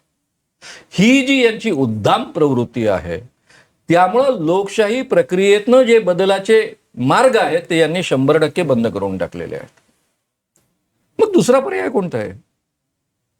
दुसरा पर्याय एक मात्र मला आशेचा किरण दिसतो, जो मी सांगितला की राहुल गांधीच्या मागे आंदोलनाच्या निमित्तानं संपूर्ण देश उभा राहील आणि असं वातावरण निर्माण होईल की अहिंसक पद्धतीनं हे सोडून चालले जातील.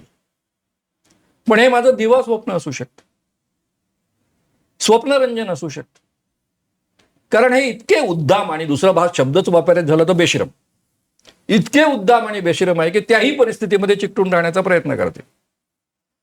आणि मग त्या अवस्थेमध्ये, म्हणजे जर राहुल गांधींचं आंदोलन सक्सेस झालं, म्हणजे राहुल गांधीच्या भोवती अख्खा देश उभा राहिला, असं वातावरण निर्माण झालं, आणि त्यावेळेस याच पद्धतीनं वागले, तर राहुल गांधीच्या हातातनं सुद्धा सुटेल, किती तो अहिंसक मनोवृत्तीचा माणूस असला आग्रही असला तरी त्याच्या हातातनं सुटून जाईल सगळं, आणि त्यांच्या हातातनं सुटल्यानंतर उद्रेक होईल. किंवा हे जर राहुल गांधींच्या भोवतार जमू शकलं नाही, निर्माण होऊ शकलं नाही, आणि संपूर्ण देशाचा प्रगट त्या निमित्तानं एकत्र असा व्यक्त होऊ शकला नाही की ज्याची प्रचंड भीती वाटेल इथल्या शासनकर्त्यांना, असं जर झालं नाही तर त्याच्या आधीच उद्रेक व्हायला सुरुवात होते, ठिकठिकाणी उद्रेक व्हायला सुरुवात होते.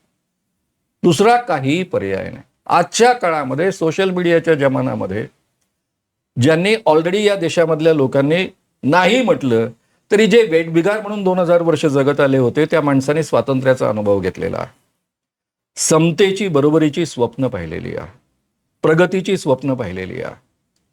आज तुम्ही शाळा संपवून टाकल्या सर्वसामान्य माणसांची. म्हणजे सर्वसामान्य गरीब माणूस आजच्या काळामध्ये एज्युकेशन घेऊ शकत नाही, स्वतःचं जीवन बदलवू शकत नाही. आज तुम्ही नोकऱ्या संपवून टाकल्या, जीवनातली सुरक्षितता संपवून टाकली. शेवटी हा जो बहुसंख्य समाज आहे, जो 70% समाज आहे, तो करणार काय आहे? किती दिवस तुमच्या लाडक्या बहीण योजनेला दबत राहणार आहे, फसत राहणार आहे? त्यांनी त्याचे प्रश्न सुटणार आहेत का? आज नाही उद्या या सगळ्या प्रश्नांचा उद्रेक होणार आहे. आणि जगामध्ये सगळ्यात जास्त युवकांची संख्या भारतामध्ये आहे ना, सगळ्यात जास्त युवक भारतामध्ये आहे. तो युवक काय करणार शेवटी? त्यांना काम देण्याचं सामर्थ्य तुमच्या योजनांमध्ये नाही, तुमच्या अर्थव्यवस्थेमध्ये नाही, कारण तुमचं शेटजी बड्जीचं राज्य आहे. त्यामुळे ते पॉसिबल नाही आहे, अर्थव्यवस्थेमध्येच पॉसिबल नाही. अशा वेळेस पर्याय काय आहे? आणि त्यामुळं मला ही भीती वाटते की या पद्धतीचे हिंसक उद्रेक होतील आणि त्यातून देशाचंही प्रचंड नुकसान. केवळ यांचंच होईल असं नाही. हे या अतिशय उत्तम भ्रमात असतील की जसं आपण 2000 वर्ष चातुर्वर्ण्याच्या नावाखाली राज्य केलं, कारण सर्वसामान्य माणसाचा मेंदूच नाहीसा करून टाकला होता कर्मविपाक सिद्धांताच्या माध्यमातून, ते रुजवण्याचा ते वारंवार प्रयत्न करत आहेत. पण दुसऱ्या बाजूनं आज जग एकत्र आलेलं आहे. भारतीय माणसांच्या हातामध्ये अख्खं जग आलेलं आहे. ते जग त्याला पाहता येतं, समजता येतं. आणि त्यामुळं पूर्वी कर्मविपाक सिद्धांत वापरून बाबा तू जन्माला का आला, गरीब का आहेस, शूद्र का आहेस, कारण गेल्या जन्मामध्ये तू पाप केलं म्हणून तू शूद्र आहेस, म्हणून तू गरीब आहेस. हा श्रीमंत का आहे, हा उच्च वर्णामध्ये का जन्माला आला, कारण गेल्या जन्मामध्ये त्यांनी पुण्य केलं होतं म्हणून. पुढच्या जन्मामध्ये तुला श्रीमंत होता येईल, पुढच्या जन्मामध्ये तुला उच्चवर्णीय होता येईल. आता फक्त भाषा बदलली आहे. आता शूद्र हे शब्द आपण वापरणार नाही, आता वेठबिगार होतील. मला एक सांगा, ज्यांना नोकऱ्या नाही आहेत आणि जे लोकांचं सामान पोचवण्याचं काम करतायत ते वेठबिगार नाही तर काय? IT मध्ये काम करणारी कॉन्ट्रॅक्ट बेसिसवरची जी माणसं आहे ती वेठबिगार नाही तर काय? दुसरा काय शब्द आहे? वेठबिगारी हीच असते ना. मग तुम्ही सगळ्या जनतेला वेठबिगार बनवणार असाल तर ते 2000 वर्ष लोकांनी सहन केलं कारण त्यांची डोकी गायब होती. आता ही डोकी जागृत केली आहे. गांधी असतील, नेहरू असतील, बाबासाहेब आंबेडकर असतील, ज्योतिबा फुले असतील, या सगळ्या महापुरुषांनी ती डोकी जागृत केलेली आहे. त्या जागृत केलेल्या डोक्यांचं तुम्ही काय करणार आहात? आणि त्यामुळं या पद्धतीच्या सगळ्या प्रश्नांची उत्तरं जेव्हा या तरुणांना सापडणार नाही त्यावेळेस हिंसक उद्रेक होण्याशिवाय दुसरा कोणताही पर्याय उरणार नाही. त्यामुळे थोडी बहुत जरी या सरकारमधल्या लोकांना अक्कल असेल, जी आहे असं मला वाटत नाही, थोडी बहुत जरी अक्कल असेल तरी ते असंतोषाला नीट वाट देतील, स्वतःमध्ये त्या पद्धतीचं परिवर्तन करतील, तर त्यातून थोडं सौम्य पद्धतीनं हा बदल होऊ शकेल. पण यांची आंदोलनाला देण्याची प्रतिसादाची प्रवृत्ती पाहिल्यानंतर असं लक्षात येतं की ते कोणत्याही असंतोषाला त्याची दखल घेत नाही आणि त्यानुसार स्वतःमध्ये परिवर्तन करत नाही. कारण त्यांच्या स्वतःच्या यंत्रणांवर त्यांचा एवढा आता विश्वास निर्माण झाला आहे की आपल्याला जनतेच्या मतांची गरजच नाही आहे, आपण नेहमी निवडून येऊ शकतो आणि यावश्चंद्र दिवाकरव राज्य करू शकतो, या भ्रमात ते आहे. आणि म्हणून महाराष्ट्राचे मुख्यमंत्री ठणकावून सांगतात की 2034 पर्यंत मुख्यमंत्री राहणार आहे. अमरपट्टा घेऊन आलेले आहेत, मुख्यमंत्री पदाचा मुकुट मागच्या जन्मातनं घेऊन आलेले, या पद्धतीनं बोलतात आणि बोलू शकतात. ही जी प्रवृत्ती आहे त्याचं कारणच असं आहे की त्यांना असं वाटतं की अख्ख्या भारतीय जनतेला आपण विकत घेऊन टाकलेला आहे, कारण निवडणुकीची साधनच आपण मिळवलेली आहे. तर दुसरा पर्याय काय आहे? मी माझी भीती व्यक्त करतो आहे, ते घडता कामा नये असं मला मनापासून वाटतं, कारण त्यातून जे उद्देश आहे ते सफल होणार नाही. म्हणजे या पद्धतीचा उद्रेक झाला तर जो उद्देश आहे की या देशामध्ये लोकशाही टिकली पाहिजे, 2000 वर्षानंतर पहिल्यांदा स्वातंत्र्य आंदोलनाच्या माध्यमातून या देशाला या पद्धतीची राज्यघटना मिळवून सर्वसामान्य माणसाला जो माणूस म्हणून जगण्याचा अधिकार मिळाला तो कायम राहावा, हे जे आग्रहानं वाटतं आहे त्याला हे सुसंगत नाही, त्यातून ते निर्माण होणं शक्य नाही. म्हणून शांततामय आंदोलनातनं हे परिवर्तन झालं तरच हे शक्य आहे आणि म्हणून तो आग्रह आहे. पण माझ्या आग्रहानुसार थोडा समाज चालतो. समाजाचे स्वतःचे काही नियम असतात. त्यांच्या जगण्याला जर आधार मिळणार नसेल तर त्यांचा असंतोष स्फोटच घेणार आहे. तर हा धोका मी फक्त व्यक्त करतो आहे, त्याचं मी करत नाहीये. मी पुन्हा त्याच जंतर मंतरवरच्या आंदोलनाकडे येतोय. सोनम वांगचुक हे शास्त्रज्ञ आहेत, पर्यावरणविद आहेत आणि त्यातल्यात त्यांनी लडाखमध्ये शिक्षणावर खूप मोठं काम केलंय सर. म्हणजे 10वीतले मुलं 5% जे यायचे ते त्यांनी मुलांना शिक्षणाचा एक भाग म्हणून त्यांनी स्वतः त्यात हे केलं. तुम्ही 3 इडियट्स जर बघितला तर त्यातही दिसून येतं त्यांनी 50% नेलं ते. आणि त्यांना एक शिक्षण क्षेत्रातला तज्ज्ञ म्हटलं जातं आणि तोच धागा पकडत हा आंदोलन जे आहे नीटच्या परीक्षा पेपर पूर्ण वगैरे वगैरे म्हणून त्या आंदोलनात उतरलेत असा एकूण समज निर्माण होतोय. हा एक चांगला सुबुद्ध माणूस, जागतिक कीर्तीचा पर्यावरणवादी, यांच्याकडे पाहण्याचा सगळ्यांचा एक आत्मीयतेने खूप सकारात्मक दृष्टिकोन लोकांचा, या देशातील लोकांचा दृष्टिकोन आहे. ते जिवंत राहिले पाहिजे ही तळमळ तुम्ही पण व्यक्त केली आणि सगळे मान्यवर व्यक्त करतात.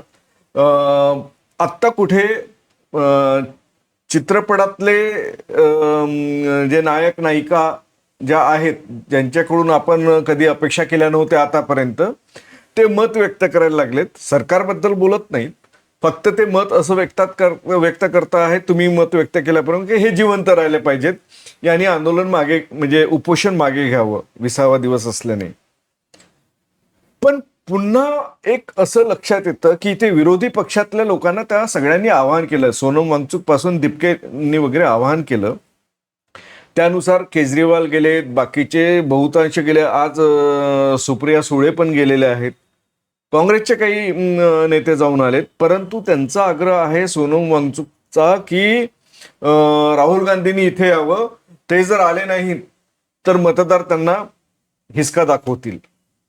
हे त्यांचं वागणं किंवा जो दिपके आहे त्यांनी अशी वाईट टिप्पणी राहुल गांधीवर केली होती जेव्हा भारत जोडो आंदोलन झाल्यानंतरही मागच्या वर्षीपर्यंत ते जेव्हा राहुल गांधीला देशातील लोक एक उत्तम विरोधक म्हणून आणि प्रश्न तडीच नेणारा माणूस, विषय लावून देणारा माणूस म्हणून त्यांच्याकडे पाहिलं जातं. तेव्हा दिपकेनी पण वाईट पद्धतीने राहुल गांधीवर टीका केली आणि आता सगळं लक्ष की राहुल गांधी येत नाही का, मग तो असा. म्हणजे हे काय यातून म्हणायचं राहुल गांधी का गेले नाहीत तिथे, सगळे विरोधक जेव्हा जातात आहे. आणि किंबहुना त्या प्लॅटफॉर्मवरून, त्या व्यासपीठावरून हे सुद्धा आवाहन होत आहे की भाजपचे लोक आले तरी आम्ही स्वागत करू. पण सगळ्यात त्यांचा रोख आहे की राहुल गांधींनी इथे यावं आणि मग त्यांना बळ मिळेल किंवा कसं काय ते, तर त्यावर ते अडू नयेत. आणि वाईट वाईट प्रतिक्रिया सोनम वांगचुक सारख्या व्यक्तीकडून किंवा या आंदोलक पोरांकडून जर येत असतील तर यावर तुमचं काय म्हणणं आहे? संपूर्ण भारतभरामधनं या आंदोलनाला जो पाठिंबा मिळतो आहे असं जे आपल्याला वाटतं ते अर्धसत्य आहे. ज्यावेळेस चित्रपट क्षेत्रातल्या असतील, कोणी सेलिब्रिटीज असतील, असं मत व्यक्त करतात की सोनम वांगचुक यांनी उपोषण थांबवावं, ते जिवंत राहिले पाहिजे असं आम्हाला वाटतं. यामधनं फक्त एवढंच व्यक्त होतं की त्यांचा या व्यक्तीविषयी प्रचंड आदर आहे. तो व्यक्ती या देशाला आणि जगाला हवाय असं त्यांना मनापासून वाटतं. आणि एक माणूस म्हणून त्यांना मनापासून वाटतं आहे की यांनी जिवंत राहावं. अतिशय मोठे समाजसेवक आहेत, अतिशय उत्तम काम करणारे आहेत, उत्तम शिक्षक आहेत, उत्तम सायंटिस्ट आहेत, अशा माणसाने जिवंत राहावं. याचाच अर्थ त्यांना खात्री आहे की सरकार यांच्या आंदोलनामुळे दबणार नाही आणि मान्य करणार. हे दोन्ही अर्थ त्यांना ध्वनीत होतात. बरं, या माणसांनी सरकारवर दबाव टाकण्यासाठी काही वक्तव्य केलेली नाही. त्यामुळे त्यांच्या या वक्तव्यांना किंवा माझ्या या वक्तव्यांना की त्यांनी जिवंत राहावं अशी माझी फार आशा आहे, या आमच्या सगळ्या वक्तव्यांना काय अर्थ आहे? हे एक माणुसकी प्रदर्शित करणं, याच्या पलीकडे आणखी काय? याला आंदोलनाला सहानुभूती मिळणं म्हणत नाही, आंदोलनाला पाठिंबा मिळणं असं म्हणत नाही. आंदोलनाला पाठिंबा म्हणजे सरळ सरळ त्या मागणीला पाठिंबा देणं आहे ना. त्या मागणीला पाठिंबा मिळतोय का? ज्या लोकांनी आधीच ही मागणी केली होती, मग ते काँग्रेसचे लोक असतील, समाजवादी पक्षाचे लोक असतील, ज्या पक्षाच्या लोकांनी किंवा ज्या लोकांनी आधीच धर्मेंद्र प्रधानांनी राजीनामा द्यावा, हा भ्रष्टाचार बीजेपीचा जो आहे त्याला कोणीतरी जबाबदारी स्वीकारावी, त्याची जबाबदारी स्वीकारण्यासाठी त्यांनी राजीनामा दिला पाहिजे, या पद्धतीची ज्यांनी मागणी केली होती तेच फक्त या पद्धतीच्या आंदोलनाला पाठिंबा देत आहेत. हा फरक आपण समजून घेतला पाहिजे. तुम्ही जर मला एक विचाराल, एक सामाजिक कार्यकर्ता म्हणून, इतके वर्ष आंदोलनाशी संबंधित राहिलेला व्यक्ती म्हणून, मला का नाही वाटलं या आंदोलनाला पाठिंबा द्यावा? नाही वाटलं मला. माझा जो काही आंदोलनांचा अभ्यास आहे त्यावरनं मला असं वाटलं की याच्यात काही दम नाही. या लोकांना आंदोलन कसं चालवायचं हे पण कळत नाही, मान्य नाही, माहीत नाही. आपण कोणाशी लढतो याचं भान नाही. ज्यांना आपण कोणाशी लढतो याचंच भान नाहीये, त्याच्यामध्ये शक्यता म्हणजे सक्सेसची शक्यता तर 0% आहे. हे पहा, आंदोलनामध्ये सक्सेस मिळणं न मिळणं हा वेगळा भाग आहे. मी सक्सेस मिळणाऱ्या आंदोलनालाच महत्व देतो असं नाहीये. शेकडो आंदोलनं अनसक्सेस होतात, त्यानंतर एखादं आंदोलन सक्सेस होत असतं. पण किमान आपली व्यूहरचना अशी असली पाहिजे की ज्याच्यामधनं सक्सेस मिळण्याचे चान्सेस आहेत. त्याकरता आपल्याला शत्रू नीट कळला पाहिजे, तो यांना कळत नाही. हा पहिला मुद्दा. त्यामुळं ही सगळी जी माणुसकीपूर्ण सहानुभूती आहे ती आंदोलन या अर्थानं काही उपयोगाची नाही. मग ते माझं मत असो किंवा बाकीच्या लोकांनी व्यक्त केलेलं मत असो, किंवा जे लोक त्या ठिकाणी जाऊन उपस्थित राहून पाठिंबा देत आहेत, त्यांचा जर पाठिंबा याच पद्धतीचा असेल की सोनमजी तुम्ही कृपया आपलं उपोषण परत घ्या, आमचा तुम्हाला पाठिंबा आहे, तर त्याचा अर्थ तोच होतो ना. फरक एवढाच आहे, जागेवरनं आपल्या व्यक्त न करता तिथे जाऊन व्यक्त करतायत. हा आंदोलनाला पाठिंबा नाही झाला, या भ्रमात आपण राहू नये. आंदोलनाला पाठिंबा याचा अर्थ आम्ही तुमच्यासोबत या ठिकाणी बसतो आहोत जोपर्यंत धर्मेंद्र प्रधान राजीनामा देणार नाहीत तोपर्यंत. आणि मुळातच ही मागणीच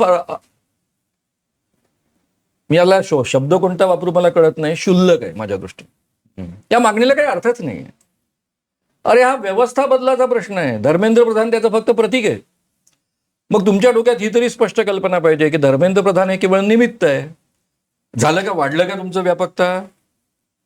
नाही वाढली ना. बरं, तुम्ही उपोषणाला बसल्यामुळं त्याला मर्यादा आलेली.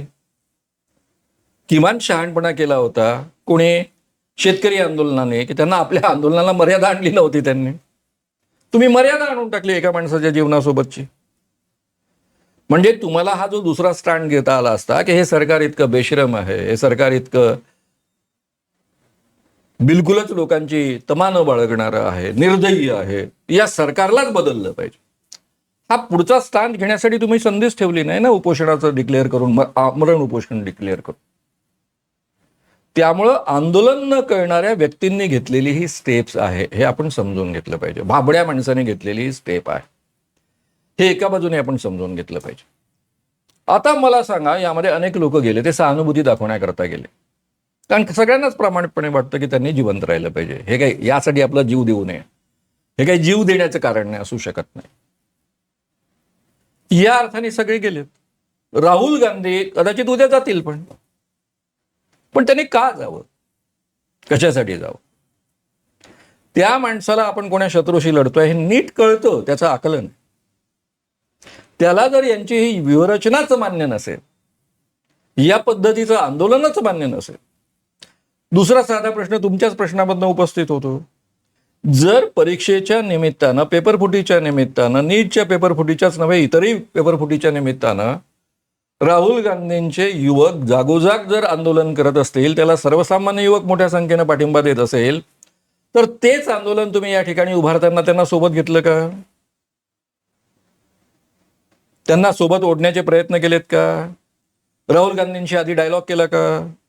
की तुमचा आम्हाला पाठिंबा हवा आहे, पहिल्याच दिवशी तुम्ही आमच्यासोबत या किंवा आम्ही तुमच्यासोबत या ठिकाणी उभं राहतो, या पद्धतीचं काही बोलणं आणि देवाणघेवाण झालं का?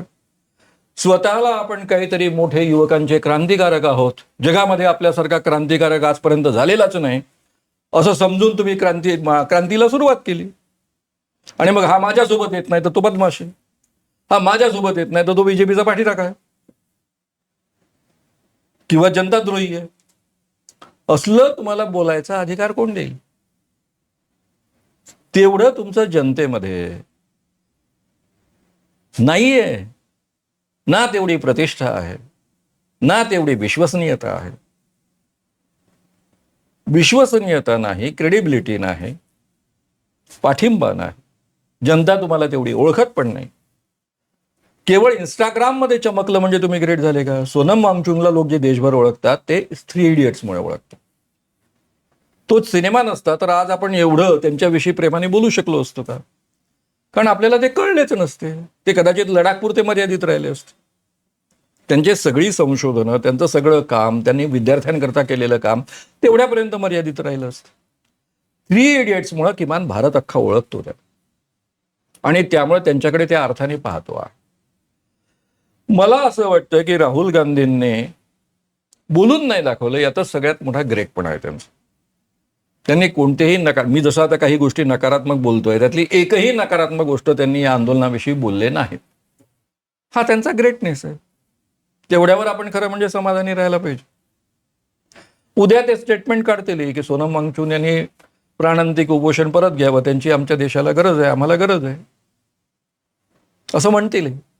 पण अशा पद्धतीच्या, इन शॉर्ट बोलायचं झालं तर बालिश आंदोलनाला, ज्याला आंदोलन कसं करायचं हे नीट कळतं, हे सरकार काय नीट कळतं, त्यांनी का पाठिंबा द्यावा? हा माझा साधा प्रश्न.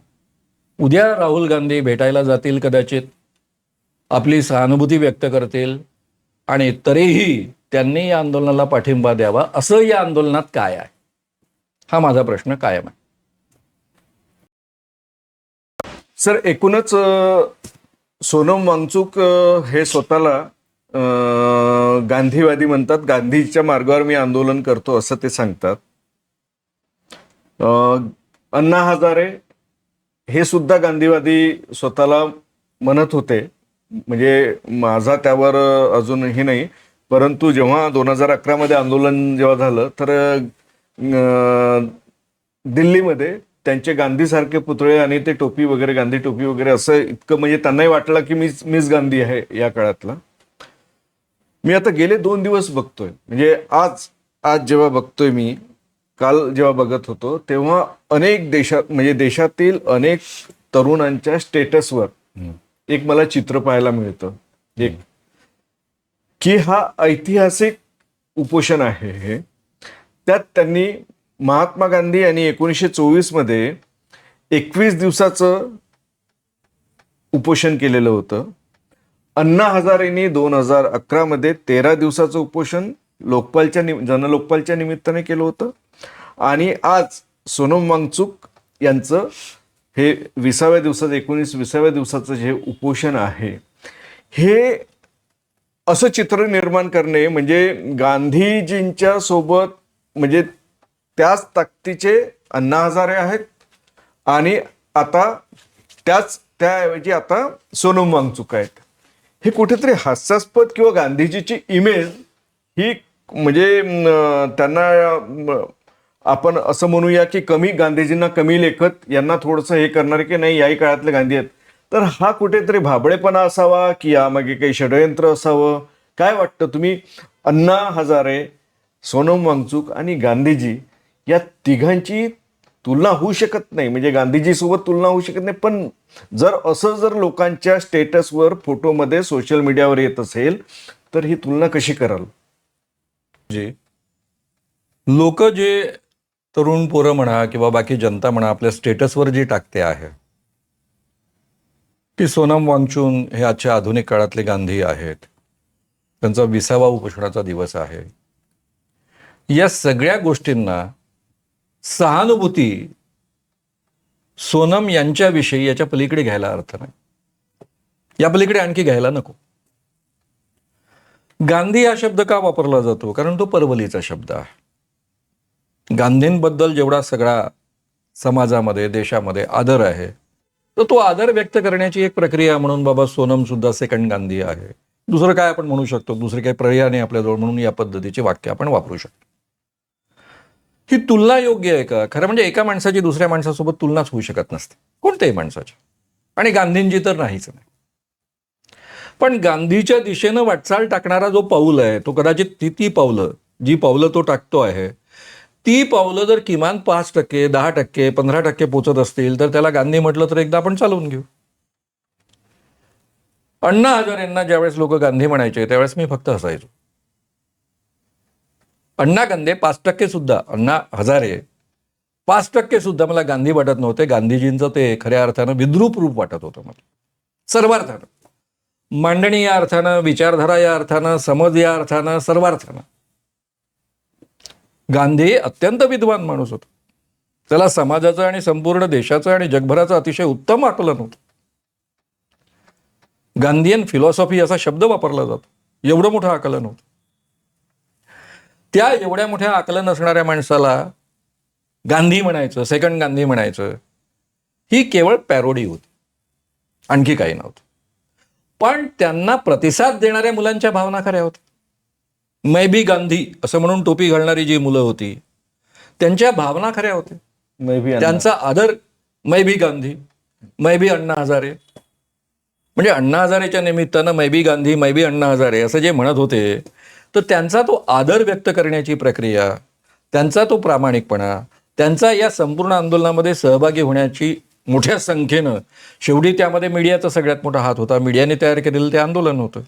आता त्या मीडियामागचं काय प्रकरण होतं त्याच्या भानगडीत आता आपण पडू नये, पण त्यातनं त्यांच्या ज्या भावना व्यक्त होत होत्या त्या सगळ्या खऱ्या होत्या. म्हणून त्या मुलांचा, त्यांच्या भावना व्यक्त करण्याच्या प्रक्रियेचा आपण आदर केला पाहिजे. जे स्टेटस लावतायत त्यांचा आपण आदर केला पाहिजे. आणि मी या निमित्तानं एवढंच म्हणेन की किमान सोनम वांगचूक 10%, 15% गांधीच्या दिशेने वाटचाल केलेली व्यक्ती आहे. त्यामुळे त्यांना गांधी म्हटलं, त्यामुळे एवढं मोठं ऑब्जेक्शन आपण घ्यायचं काही कारण नाही.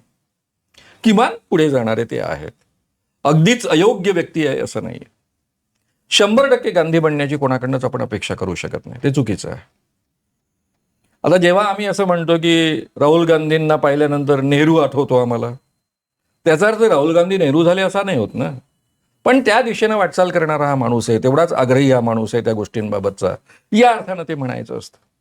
तर ही वाक्य आपण काही या अर्थानं वापरतो, त्या अर्थानं वापरायला हरकत नाही असं मला वाटतं आहे. हा झाला पहिला मुद्दा.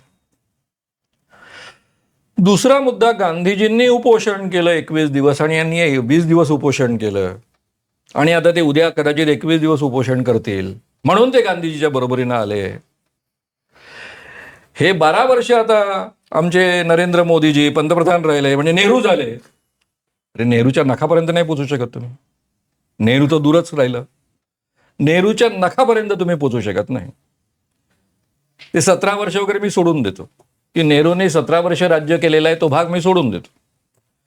तुम्ही 12 वर्षात सुद्धा नेहरूंना पार केलं असं म्हणत असाल तर आमची काय हरकत नाही, पण तुम्ही नेहरूचं नख पण नाही पार करू शकत. ही तुमची योग्यता आहे आणि ती नेहरूंची योग्यता होती. तर तसं हे आहे ना, असली जी काही कंपॅरिझन केली जाते स्पर्धात्मकरित्या, हा रेकॉर्ड मोडला, तो रेकॉर्ड मोडला, जगातले रेकॉर्ड मोडणारे हे फालतू लोक असतात असं माझं प्रामाणिक मत आहे. हा रेकॉर्ड मोडला क्रिकेटमधला, तिथला रेकॉर्ड मोडला, तो रेकॉर्ड मोडला, हे सगळे फालतू लोक आहेत असं माझं प्रामाणिक मत आहे. अंतर्बाह्य, केवळ मी व्यक्त करत नाही. ज्यांना जीवनामध्ये काही फारसं करायचं नाहीये त्यांनी रेकॉर्ड करत राहायचे आणि मोडत राहायचे, एवढाच त्याचा अर्थ आहे. अशी तुलना नसते ना. गांधीजींच्या एखाद्या सत्याग्रहाच्या आंदोलनाचे हे रिझल्ट आले, मग त्याचे हे रिझल्ट आले, ही तुलना होऊ शकते. त्याचे एवढे रिझल्ट आले होते, त्याच्या तुलनेत अधिक रिझल्ट आले बाबा, मग ती तुलना होऊ शकते. उपोषणाची काय तुलना करायची? अरे गांधीजीच्या उपोषणामुळे संपूर्ण देश ढवळून निघाला होता. आज देश ढवळला का? गांधीजीने मरू नये याकरता लोक रस्त्यावर आले होते. वांगचूकसाठी रस्त्यावर येणार आहेत का? त्या पद्धतीचं आंदोलन होत आहे का कुठे? हा फरक आपण करायला शिकलं पाहिजे. मी पुन्हा सांगतो की वांगचूक यांच्याविषयी, सोनमजी यांच्याविषयी सगळ्यांमध्ये आपलेपणा आहे, प्रेम आहे, सहानुभूती आहे. प्रत्येक संवेदनशील माणसाला असं वाटतं त्याने जिवंत राहिलं पाहिजे, महत्त्वाचा माणूस. असा फालतू गोष्टी करता तो जाता कामा नये. कोण तो धर्मेंद्र प्रधान, त्याला कोण देशामध्ये विचारतो, कोण ओळखतो, त्यांनी राजीनामा दिला काय, नाही दिला काय, याने काय फरक पडतो. प्रश्न आहे नीट परीक्षांचे आणि इतर पेपर फुटू नयेत याकरता सरकार जबाबदार आहे, त्याकरता धर्मेंद्र प्रधान जबाबदार नाही. त्याच्या हातात काहीतरी आहे का, याच्याबद्दलच सगळ्यांच्या मनात शंका आहे. त्यामुळे या अर्थाने जर आपण या प्रश्नांकडे पाहायला शिकलं तर मला वाटतं प्रश्न सोपे होतील.